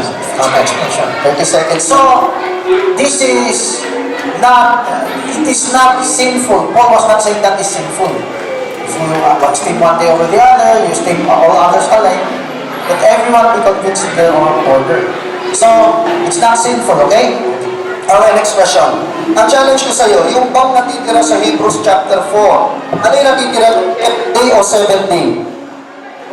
Hebrews chapter 4. Therefore remaineth a rest. Yes. Ano natitira doon? 7th day o araw-araw? Every day. That is the day when you hear His voice. So, ang tanong ko sa'yo, paano kung mabasa ko ngayon na ang nakasulat doon, 7th day, hindi araw-araw? 7 days just are representing that. Pero kung ang ano ko sa'yo, ang mabasa ko sa'yo, ang natitirang sabat para sa bayan ng Diyos ay 7th day, anong masasabi mo doon? If you can read that 7th day of the week, yes, it's the day. What I could say is this. The 7th day that was mentioned, rest day for the people of God, is deeper than the 7th So, day. ulitin ko yung tanong, ano ang natitira doon? Yung stand kong everyday o yung stand kong 7th day? It's deeper, no? It's deeper than ordinary day of the week anymore. So, ibig sabihin, It represents something else. so hindi siya, ang natitira sa bayan ng Diyos, hindi araw-araw din. What is left, the rest that is left for the people of God is that rest, spiritual rest. That's everything. So, ano yun? 7th day o everyday? Every day, because spiritual rest. Paano kung mabasa ko sa'yo na 7th day? Mali yung interpretation mo. Spiritual rest or only 7th day of the week. I cannot deny the word 7th day. But So, ibig sabihin, okay, tanggap mo the ngayon, 7th day represents eternity. tanggap mo ngayon na ang natitira, okay, na ang natitirang sabat sa bayan ng Diyos, 7th day. not your thought of 24 Pero ang hour day. nakasulat 7th day. I said the seventh day that God rested represented eternity. So nakasulat The rest nga of po. your life. So nakasulat nga po ay 7th day. Tanggap mo 7th So day. I agree with the word seventh day, but So tanggap mo hindi. not in your 24-hour day. So tanggap mo hindi. Not in your calendar day. So tanggap mo hindi. I agree with the word seventh day to represent eternity. So tanggap mo ba o hindi? To represent eternity. So tanggap mo o hindi. I agree. Oo. Seventh day represents eternity. Sabi mo kanina, di ba, dapat yes or no? Hindi sumagot ko ngayon kung yes or no. Tanggap mo o hindi? Yes I or no? already said what I agree, what I So accepted. yes or no? According Yes or to no? what I said. Yes or no? Could you repeat your technical question? Tanggap mo ba na ang natitirang araw ng sapat sa bayan ng Diyos ay ikapitong araw? Tanggap mo ba? Yes or no? Spiritually, yes. Yes. Pero 7th day. Ano Seventh day, nakasulat? spiritual seventh day. So 7th day nakasulat. Okay, seventh day, but not according to your understanding. So okay, next question ko sa'yo. Tanggap mo pala nakasulat na 7th day. Again babalik ko sa'yo to. Yung salitang day doon, literal o hindi, based sa Greek translation niya. You Just 2 minutes. 1 minute, 1 minute.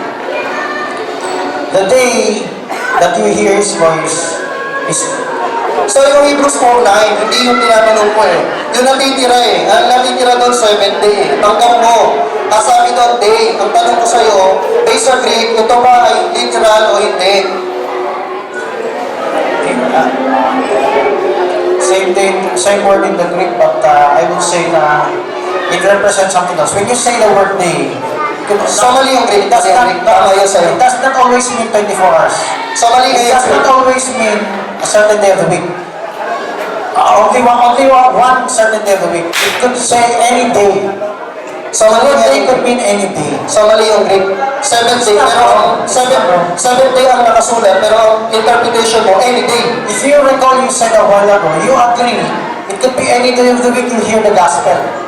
So that is what I'm referring to. time is up. Okay.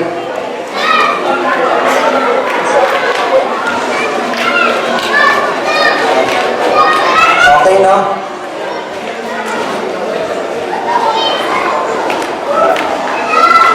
Yes.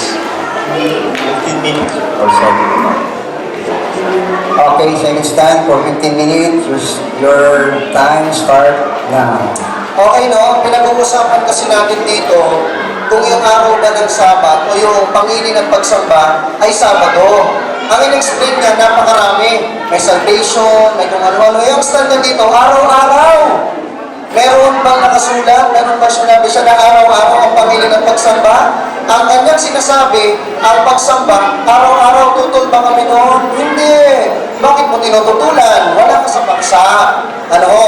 Second, ang pinakita niya, prinsipyo ng pagkikip ng Sabat, hindi Sabat as everyday.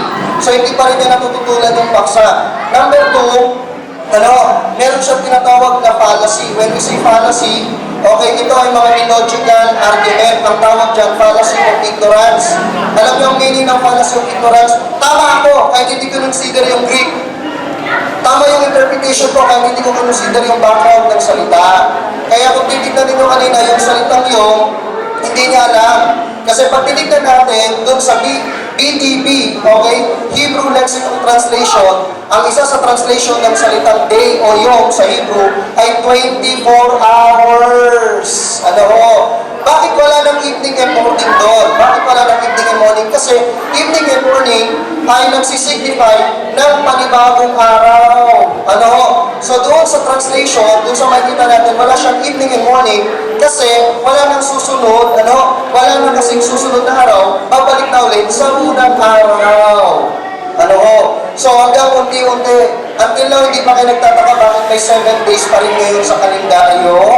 So ngayon, ang challenge ko kanina, ang challenge ko kanina sa kanya, na gusto kong basahin, tanggap naman din niya, sabi dito sa Hebrews chapter 4, verse 9, na natitira, there must still be, therefore, may natitira, a 7-day reserve for God's people. So sabi dito, for God's people. But God's people ka, para ka doon sa 7-day rest. Ano ba? Oh, verse 10, ito maganda. Since to enter the place of rest is to rest after your work as God did after His. Ilan na nagpahinga ang Diyos? Ikapitong araw, katulad daw niya, sabi doon. Ngayon, makikita natin dito na mayroon talagang problem pagdating sa interpretation. Bakit? Kasi hindi niya kinoconsider ang mga Greek languages. Kung papansinin po dito kanina, ginamit ko yung salitang 7 day, meron po siyang definite 7 day. Pero kung yung salitang today, tingnan niyo sa kanyang explanation, yung today, yung kanyang today, which is indefinite, ginawa niyang definite. Ginawa niyang definite. Samantalang yung 7th day, which is definite, ginawa ngayon niya indefinite, eternal na daw. Diba? Paano ka ngayon makakapamili ng eternal? Sumunod, magulo nga ako Sabi nga kanina, yung Sabat daw, si Kristo na. Ang utos ng Diyos, ipapamilin yung Sabat. Paano pinangili ni Kristo yung sarili niya? Siya na pala yung Sabat. Diba? Ano pa? Sabi niya, wala daw yung mga Kristiyano. Tignan nga natin. Tignan nga natin sa Bible kung talagang wala ang mga Kristiyano sa pangingilin. Para makita natin. Kasi lagi binabanggit ka, walang Kristiyano dyan. Sige, tignan natin ang sabi dito sa Acts chapter 11 verse 26, pansinin nyo when he found him, he brought him to Antioch, yung lugar ng Antioch. Ano daw meron sa Antioch? A great many people, and it was in Antioch that these disciples were first called Christians. Ang tawag sa mga disciple sa lugar ng Antioch ay mga Kristiyano. Ayan ang paningin ng mga Kristiyano sa Antioch. Acts chapter 13 verse 14. But Paul and Barnabas traveled inland to Antioch. On the Sabbath, they went to the synagogue for the services. Yung Kristiyano nagkakaroon ng service every Sabbath, hindi araw-araw. Ang pinag-uusapan dito, pangili ng pagsamba. Ano ba? Nung nag-speak si Pablo sa Acts 13:42, ang sabi ng mga tao sa kanya, Paul and Barnabas left the synagogue that day. The people begged, nakiusap them to speak about these things again the next Sabbath. Kung hindi nila ginagalang yung Sabbath, sasabihin, teka lang, eternal na yung Sabbath, bukas na tayo ulit. Diba? Ibang araw ng pamilya, dapat kinabukasan, pinabalik na yung mga tao. Ano nangyari? Acts 13 verse 44, the next Sabbath, next na naman, almost the whole city gathered. Sino ang mga kasama? According sa Acts 13 verse 48, when the Gentiles heard this, kasama pala mga hintil, na namingilin. Ano pa? Another instance. Another instance. Sa Acts 17 verse 2, Paul went on, he always did.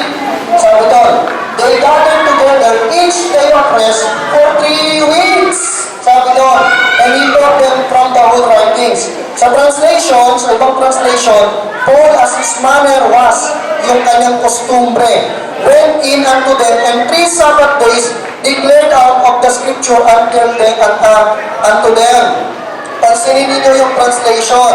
Ang nakasulat dyan, 3 Sabbath days. Ngayon, kung ang araw ng pangilin at pagsamba araw-araw na, di dapat ang nakasulat, everyday Sabbath. Kaya nga sa Portuguese translation, sabi dito, Ora Paulo segundo, o si yung costumbre por iter congiles, por 3 Sábados. Tatlong Sabado. Contemporary version. So as usual, Paul went there to worship. And on 3 Sabbath, he spoke to the people, he used the scriptures. Anong ginawa niya? Nag-worship siya ng araw ng Sabat. Kung ang pangili ng pagsamba araw-araw na dapat ang nakasulat, 21 Sabbath days. Diba yung nakasulat, 3 Sabbath lang sa 3 weeks, Dapat 21 Sabbath days. Kaya kung titignan natin, yung binanggit ng Paul's custom, yung kanyang kostumbre, kaparehas ng kostumbre ni Kristo. Anong kanyang kostumbre? And he came to Nazareth, Lucas 4 verse 16, where he was brought up, and he entered according to his custom into the synagogue on the Sabbath day and stood up to read. Ang Panginoon pala, ang costumbre niya, Sabbath day ang kanyang pamilin. Ano? Sa ibang translation, ang nakasulat, Saturday. Ngayon, lagi nang kinukunta sa atin yung tinatawag nating kalendaryo. No? Tignan nyo The relation, according to sa volume 3, page 740, article do sa chronology ng Julian and Gregorian calendar, Catholic Encyclopedia, no? Para kasi lagi niyang tinukot, hindi yung kasi ba yung kalendaryo. Tingnan natin. Sabi dito, the relation of the calendar changed Julian to Gregorian to the weekly cycle is stated briefly in Encyclopedia or Catholic Encyclopedia. It is most appropriate to quote from this Catholic work, for the calendar change was made by a pope. Binago daw yung kalendaryo. This is the only calendar change in the Christian era. The quotation follows, it is to be noted that in the Christian period, the order of days of the week has never been interrupted. Hindi nagpapago yung weekly cycle. Thus when Gregory VIII reformed the calendar in 1582, Thursday, October 4 was followed by Friday, October 15. Ang nabago yung number, October 4 ngayon, ang pinalitan na kinabukasan, October 15. Pero kung Thursday ngayon, kinabukasan Friday pa din. Kaya kung sinasabi mo may mga changes, eto ang nakasulat. Mas malinaw. Kaya nga, ang nakasulat pa dito sa Lucas 4:31, no? Ang sabi dito, then he returned to Capernaum, a city in Galilee, and preached there in the synagogue every Saturday. Malinaw, Saturday, ipinangilin, at ano pa ang sabi doon? Babalikan natin, no? Sabi doon, Wednesday, September, was followed by Thursday, 14 September. Nagkaroon ng changes yung number. Pero yung kanyang weekly cycle is still nandun pa rin. No? Malinaw yung binabanggit dito. Kaya nga, ito pa ang sabi niya, no? Sabi niya, yung mga iba-ibang yung iba-ibang mga tao, may iba-ibang calendar. Ito ang sabi. The Muslim calendar speaks according to the laws of the Quran and Orthodox tradition. This connection and confusion of the calendar in the Quran brings about the result that the only time reckoning on which Christians, Muslims, and Jews agree in the Orient is that of the days of the week. May iba-iba man tayong kalendaryo, pero still ito pa rin ang days of the week. Ngayon gusto kong i-quote ito, wala lang tayong projector, no? Gusto kong i-quote ito para at least alam niya. Ito pong article na ito ay mula sa Royal Observatory Greenwich. Ito po yung Astronomer Royal ng US. Ang sabi dito, ganito. Ang sabi dito, the question, sabi dito, I can only state that in connection with the proposed simplification of the calendar, we have an occasion to investigate the result of the works of specialists in chronology, and we have never found one of them that has ever had the slightest doubt. Wala daw tayong dapat maging dalawang isip about the continuity of the weekly cycle since long before the Christian era. Malinaw walang nagbabago Wala sa Christian era, ano ba?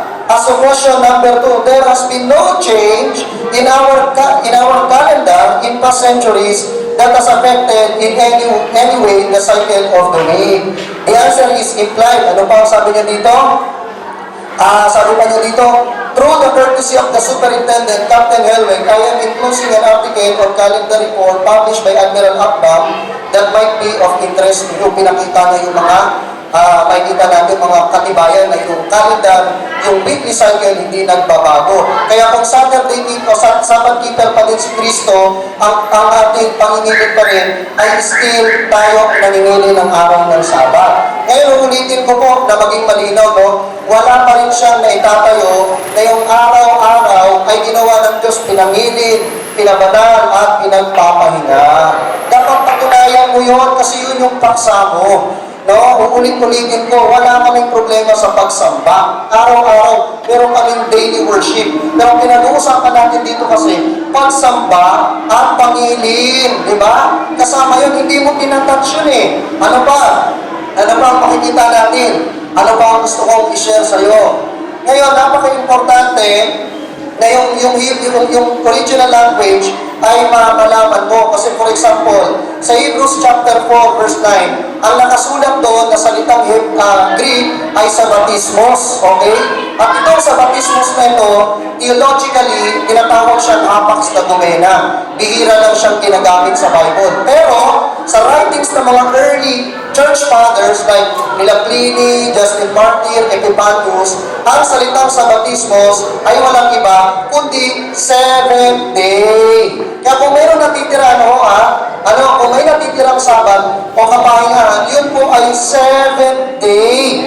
No, definite 7th day, tapos gagawin mong indefinite, gagawin mong eternal na. Eh, from the Greek word ng himera, yung salitang Griego, ano pa? Sabi niya kanina, sa aklat ng Roma, di ba? Last 2 minutes. Sa aklat ng Roma, binabasa daw doon yung tinatawag nating estimate. Yun po, pag binasa ninyo, pagpapaklaga. At kung papansin po ninyo, magkatugma doon, ang Romans chapter 2, na may kinakain sila, a day of fasting, and merong connection yung kanilang pagkain doon sa kanilang araw na pinapahalaga. Na sa araw na ito, pwede tayong mag-fasting. Saan makikita natin yan? Nakasulat po yan sa aklat po ng Isaiah chapter 58 verse 5. Fasting and days ang nakasulat po dyan. Kaya hindi po yan pangilin na tinatanong ko siya kanina Yung salitang krino sa Greek, ang nakasulat dyan, krino, hindi sabatismos. Walang kinalaman ng krino na Griegong salita sa sabatismos, sabaton, o katapusis man. In short, iba ang meaning, okay, iba ang predecessor, iba ang meaning. Ang ginawa niya, magkatulad ng predecessor, magkaiba ng predecessor, magkatulad ang meaning. Kaya kung titignan natin, marami siyang fallacy ginawa. Ano pa? Sabi niya, actually ito another fallacy yung straw hat argument. Ang sabi daw niya kanina, hindi daw ako agree na yung Sabbath hearing of the gospel. Hindi ko actually agree ako doon, Pastor. Ang hindi ako agree, yung Sabbath symbol of salvation. Dahil ang salvation sa amin, si Kristo lamang. Si Kristo lang, wala nang iba. Saved by Christ din po kami, hindi po kami saved by the law. Ngayon nakita natin, tignan mo ninyo, yung 10 utos, nakikita ninyo, ayon po sa ating pag-aaral, imposible hindi naman ito kinukuha ng mga Kristiyano. Kung kailan ka naging Kristiyano, doon ka natutong pumatay. Doon ka pwedeng mangalong niya. Yung Sabat at yung 10 utos, still binding ngayon. Kaya, ang araw ng Pangilin ay walang iba, kundi Sabado lamang. Okay, time.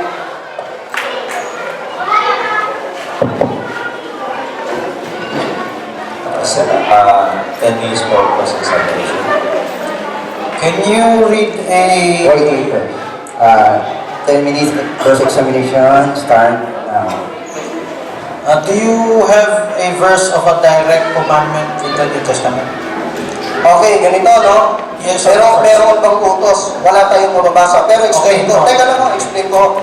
Wala tayong mababasa na direct na sinasabi pamilin kayo ng Sabat. Pero bakit natin sinusunod? Same thing Wala rin tayong mababasa sa New Testament na huwag mong gagamitin ang pangalan ng Diyos sa walang kabuluhan. Pero sinusunod din nila, pero walang nababasa. Ang makikita natin, practice nila. Ano yung practice? Mark 2:27. The Sabbath was made for the goodness or for the goodness of man, anthropos. Hindi yung Sabbath para sa kabutihan ng tao. Gentiles in Romans 2:14, were they keeping the Sabbath? Romans 2:14. 2:14. Makikita natin, Gawa, Kapitulo 13, ang talatay 45, patuloy na yung mga Kristiyano sa Antioch nagsasabat. Romans 2:14. Diba? Wala akong problema doon kasi yung So, Roma. my question, were they keeping the Sabbath? Yes or no? Okay. Yes. Kinikip nila. So let me read that verse. Sa Romans. For the Gentiles which have not the law. Okay, so these are Gentiles all over the world. Do by nature the things contained in the law. These having not the law are a law unto themselves. So you said they were keeping the Sabbath. Tuloy. So, it's not only Israel that's keeping the Sabbath. All over the globe, people are keeping the Sabbath. Okay. Are they keeping the Sabbath all over the globe? Yes. Yes. Okay. Babasahin So ko. audience should just judge if all other countries are keeping the Sabbath. Kasi during the time of the Old ito po ang Testament. sagot ko po. Ito po ang sagot ko po. No? Ito po ang sagot ko.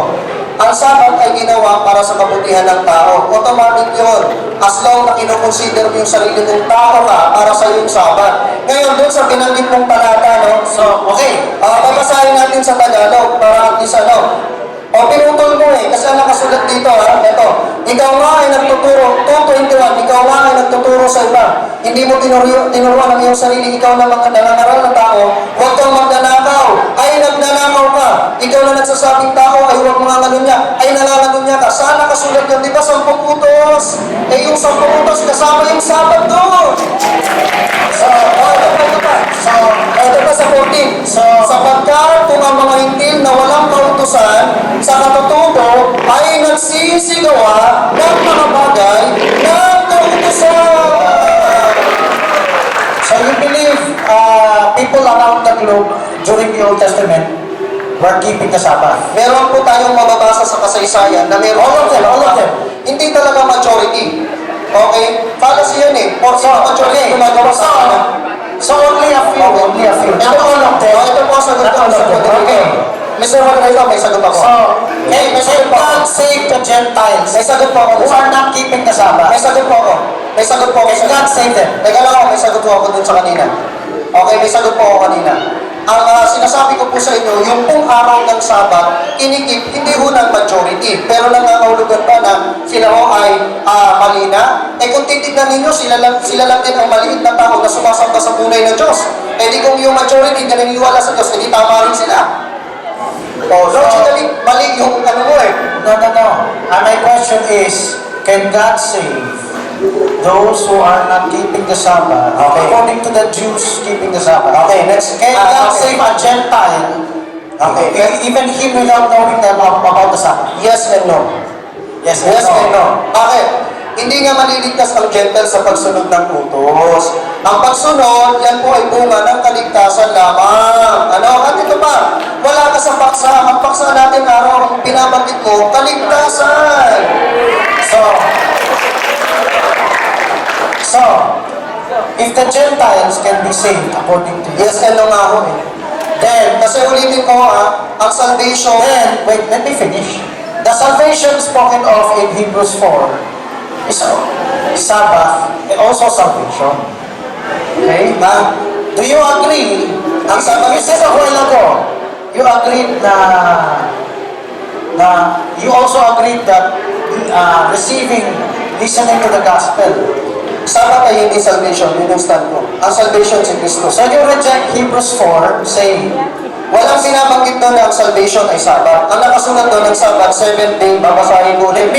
let me read Sabbatismos. Okay, sige. Please open up Sabbatismos. It says here, keeping Sabbath, blessed rest from toils and troubles, look for in the age to come by the true worshippers of God and true Christians. Okay. Do you agree? Wala yung salvation doon. Wait, let me finish. Do you you reject this is salvation, this rest is salvation.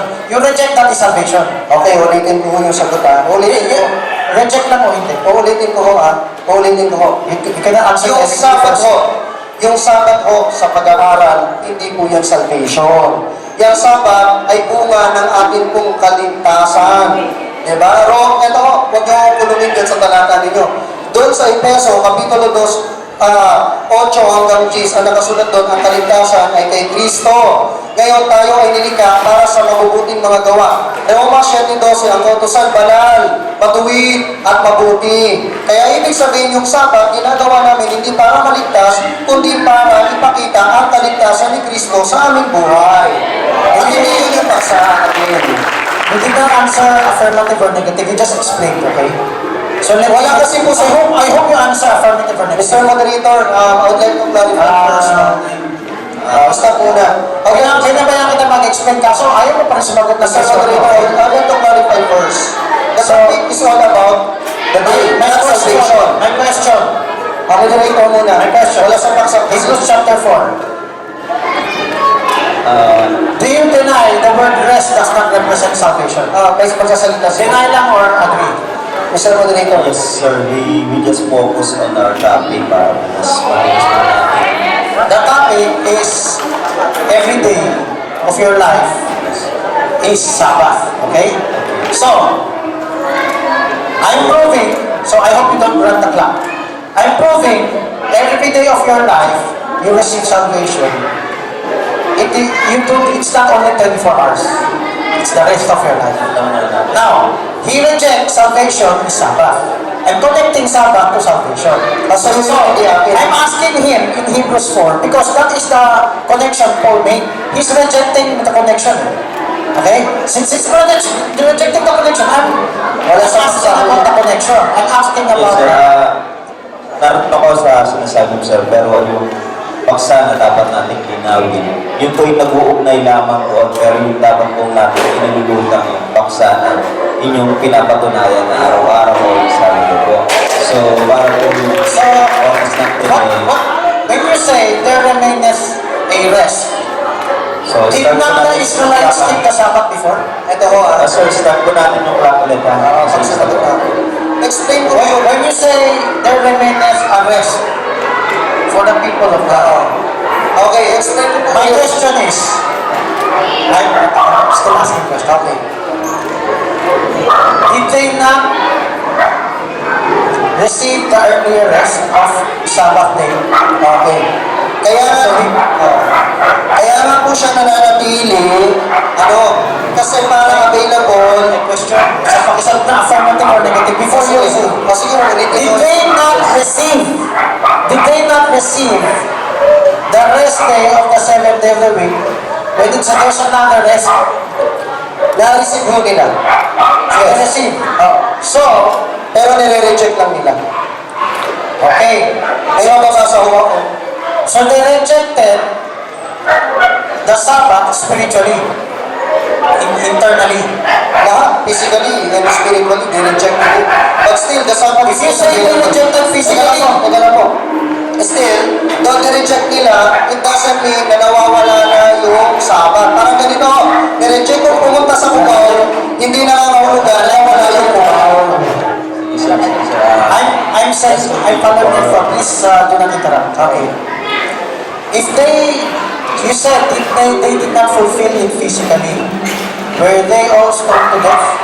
Hindi naman po lahat. Ito, hindi ko sa inyo. So, were they not supposed to be stoned to death if they did not physically fulfill it? Ito, sasagutin ko, okay na ho. Meron pong mga nabato, meron din pong hindi. Ngayon, kung titignan ninyo, hindi porke merong nababato o pinapatay, wala nang kwenta yung kautusan. Bakit? Sa Lucas, sa Leviticus chapter 24, verse 16, ang nakasulat po doon, yung pong mga tao na sumusuway sa paggamit ng Diyos, nilalapastangan yung salita, binabato hanggang mamatay. Kaya hanggang ngayon, ginagamit nyo pa rin, sinusunod din mo yun eh. Did I say that the law become of non effect when they were stoned to death? Did I say that? No. Wala akong problema. Did I say that or not? Kasama yun sa conclusion. No, you concluded that. So, you just put words in my mouth. I did not say that, okay? Kasama niyo yun So sa let's conclusion. continue. Do not conclude. Oo, huwag kayo magkukomment. Kasi question lang. No, I'm saying, marami ka ng comments. I'm saying, I'm asking you if I said that. If I did not say that, you have to admit. Because you're putting words in my mouth. But there's still, I did not say that, okay? Kasi pagdating sa salvation, yun yung conclusion. Do you have any, you read about Paul a while ago. Ano. When you see Christians practicing something, does that automatically make it a commandment? Example, they use handkerchiefs to Ano yung tanong doon? Ano yung tanong? Kasi My question is, if you read a practice in the New Testament, do you automatically use it for commandment? Okay, explain ko. Hindi na sila kailangan utusan sa New Testament kasi ginagawa na nila. Please answer yes or no. Teka lang, explain. Because you're not answering, because you're just going to explanation. Ulit, sige. Pagbigyan. Ulitin mo. If you read a practice in the New Testament, it's just a practice. Can you immediately say it is already a commandment? Yes. Okay. Babasahin ko. Okay. You say yes. Babasahin ko. Can you say everyone is commanded to sell all their goods? Okay, dahil siya, pwedeng sagutin yun. Naiiwan na tanong niya. Sasagutin. sa you, sir. Okay ba? Para hindi na po. Sige, bigay nyo na lang po. Yun lang, so, just a little... Sasagutin ko na lang para... Ayun, nasa ko mo yung last na tanong. Ako, ulitin ko. Sige, sige. You say, yes, if it's practice, it's commandment. So my question, handkerchief, healing the sick,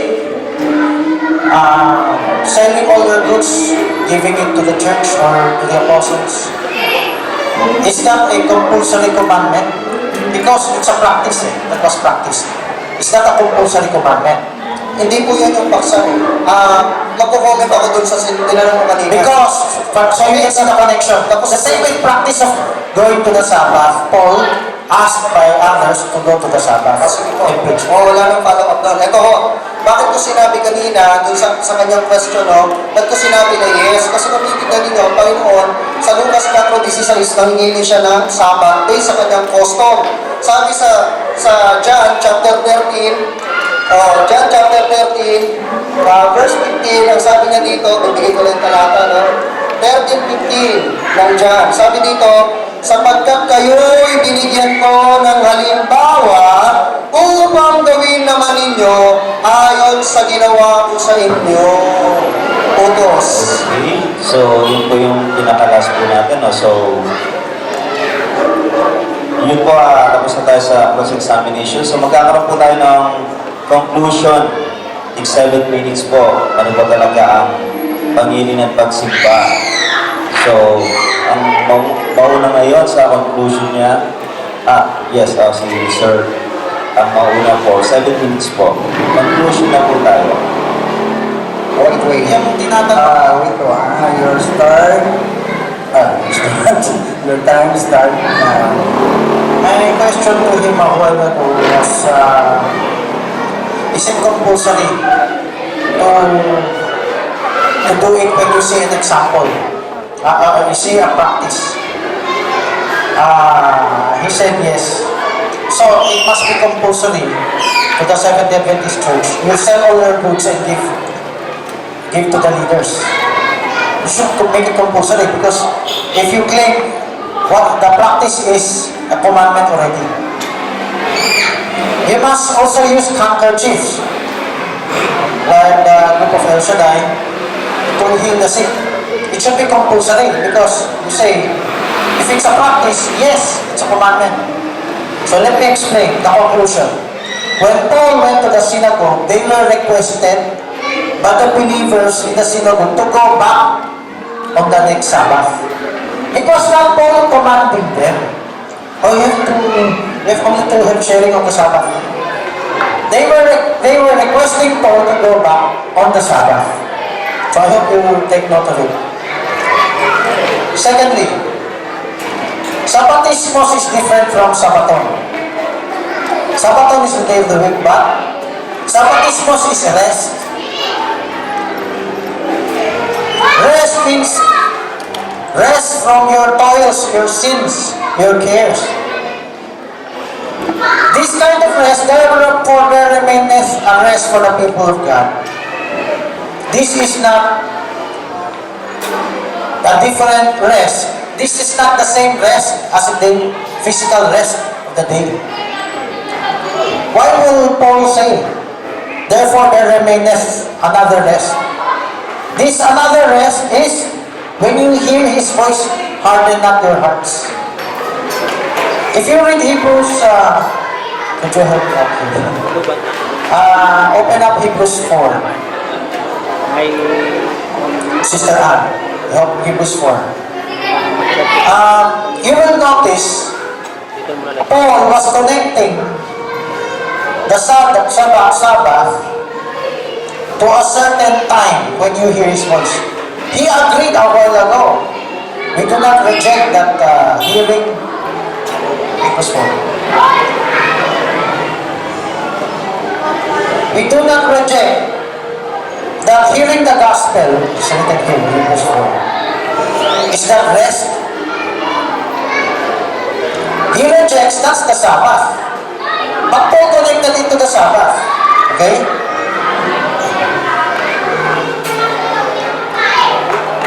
Verse 1, it says, page up. Don't let us fear unless the promise for us to enter into His rest, we might come short of it. What is that promise? Is it the physical day of the Sabbath? Verse 2, for unto us was the gospel preached. So there's the gospel. But it did not profit them, not mixed with faith. We which have believed to enter into rest. Oh, this is what you're denying a while ago. Sabbatismos is not the gospel. It's not hearing the gospel. It's not believing the gospel. It has nothing to do with Christ. You say, we believe Christ, we don't, it's not our salvation is in Christ, it's not in the Sabbath, you say. So if salvation is Christ and not the Sabbath, why is Christ the Lord of the Sabbath? Why did Christ say, come unto me and have rest? Why did Paul say, we which have believed to enter into rest? As I have sworn in my wrath, now he quoted in the Old Testament about the Israelites, you say, they did not follow the Sabbath. I agree spiritually, they did not follow the Sabbath spiritually. They did not have faith. They had the physical Sabbath, but they did not have faith. Going back to my topic, is it every day? Yes, if it's salvation, it's every day of your lives. It's not just 24 hours. If this is hearing the gospel, it's every day of your lives. It's not just one day of the week. Although the works were finished from the foundation of the world, this was quoted from Genesis 2. Paul was quoting God rested on the seventh day. He spake in a certain place on the seventh day on this wise. God did rest the seventh day from all His works. He typified the rest of God to what?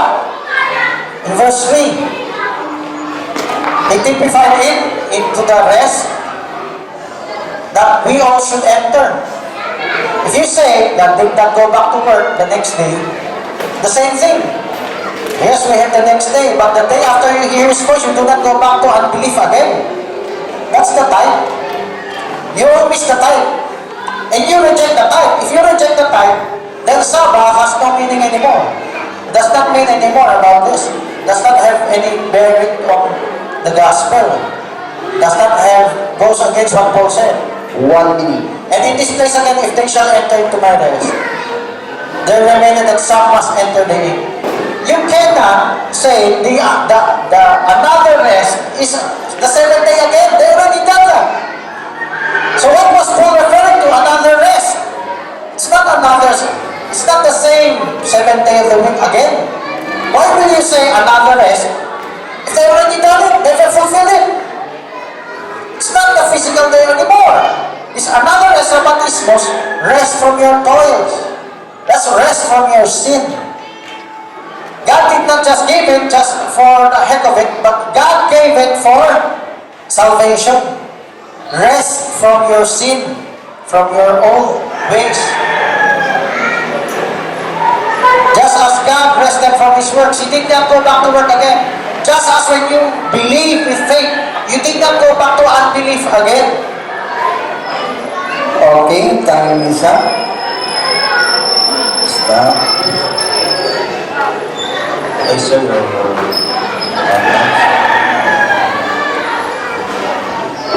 Okay, your final conclusion. 7 minutes, start now. Actually mga kapatid, nakita ninyo kung gaano siya kalito. Ang pinag-uusapan namin dito, patutunayan niya araw-araw.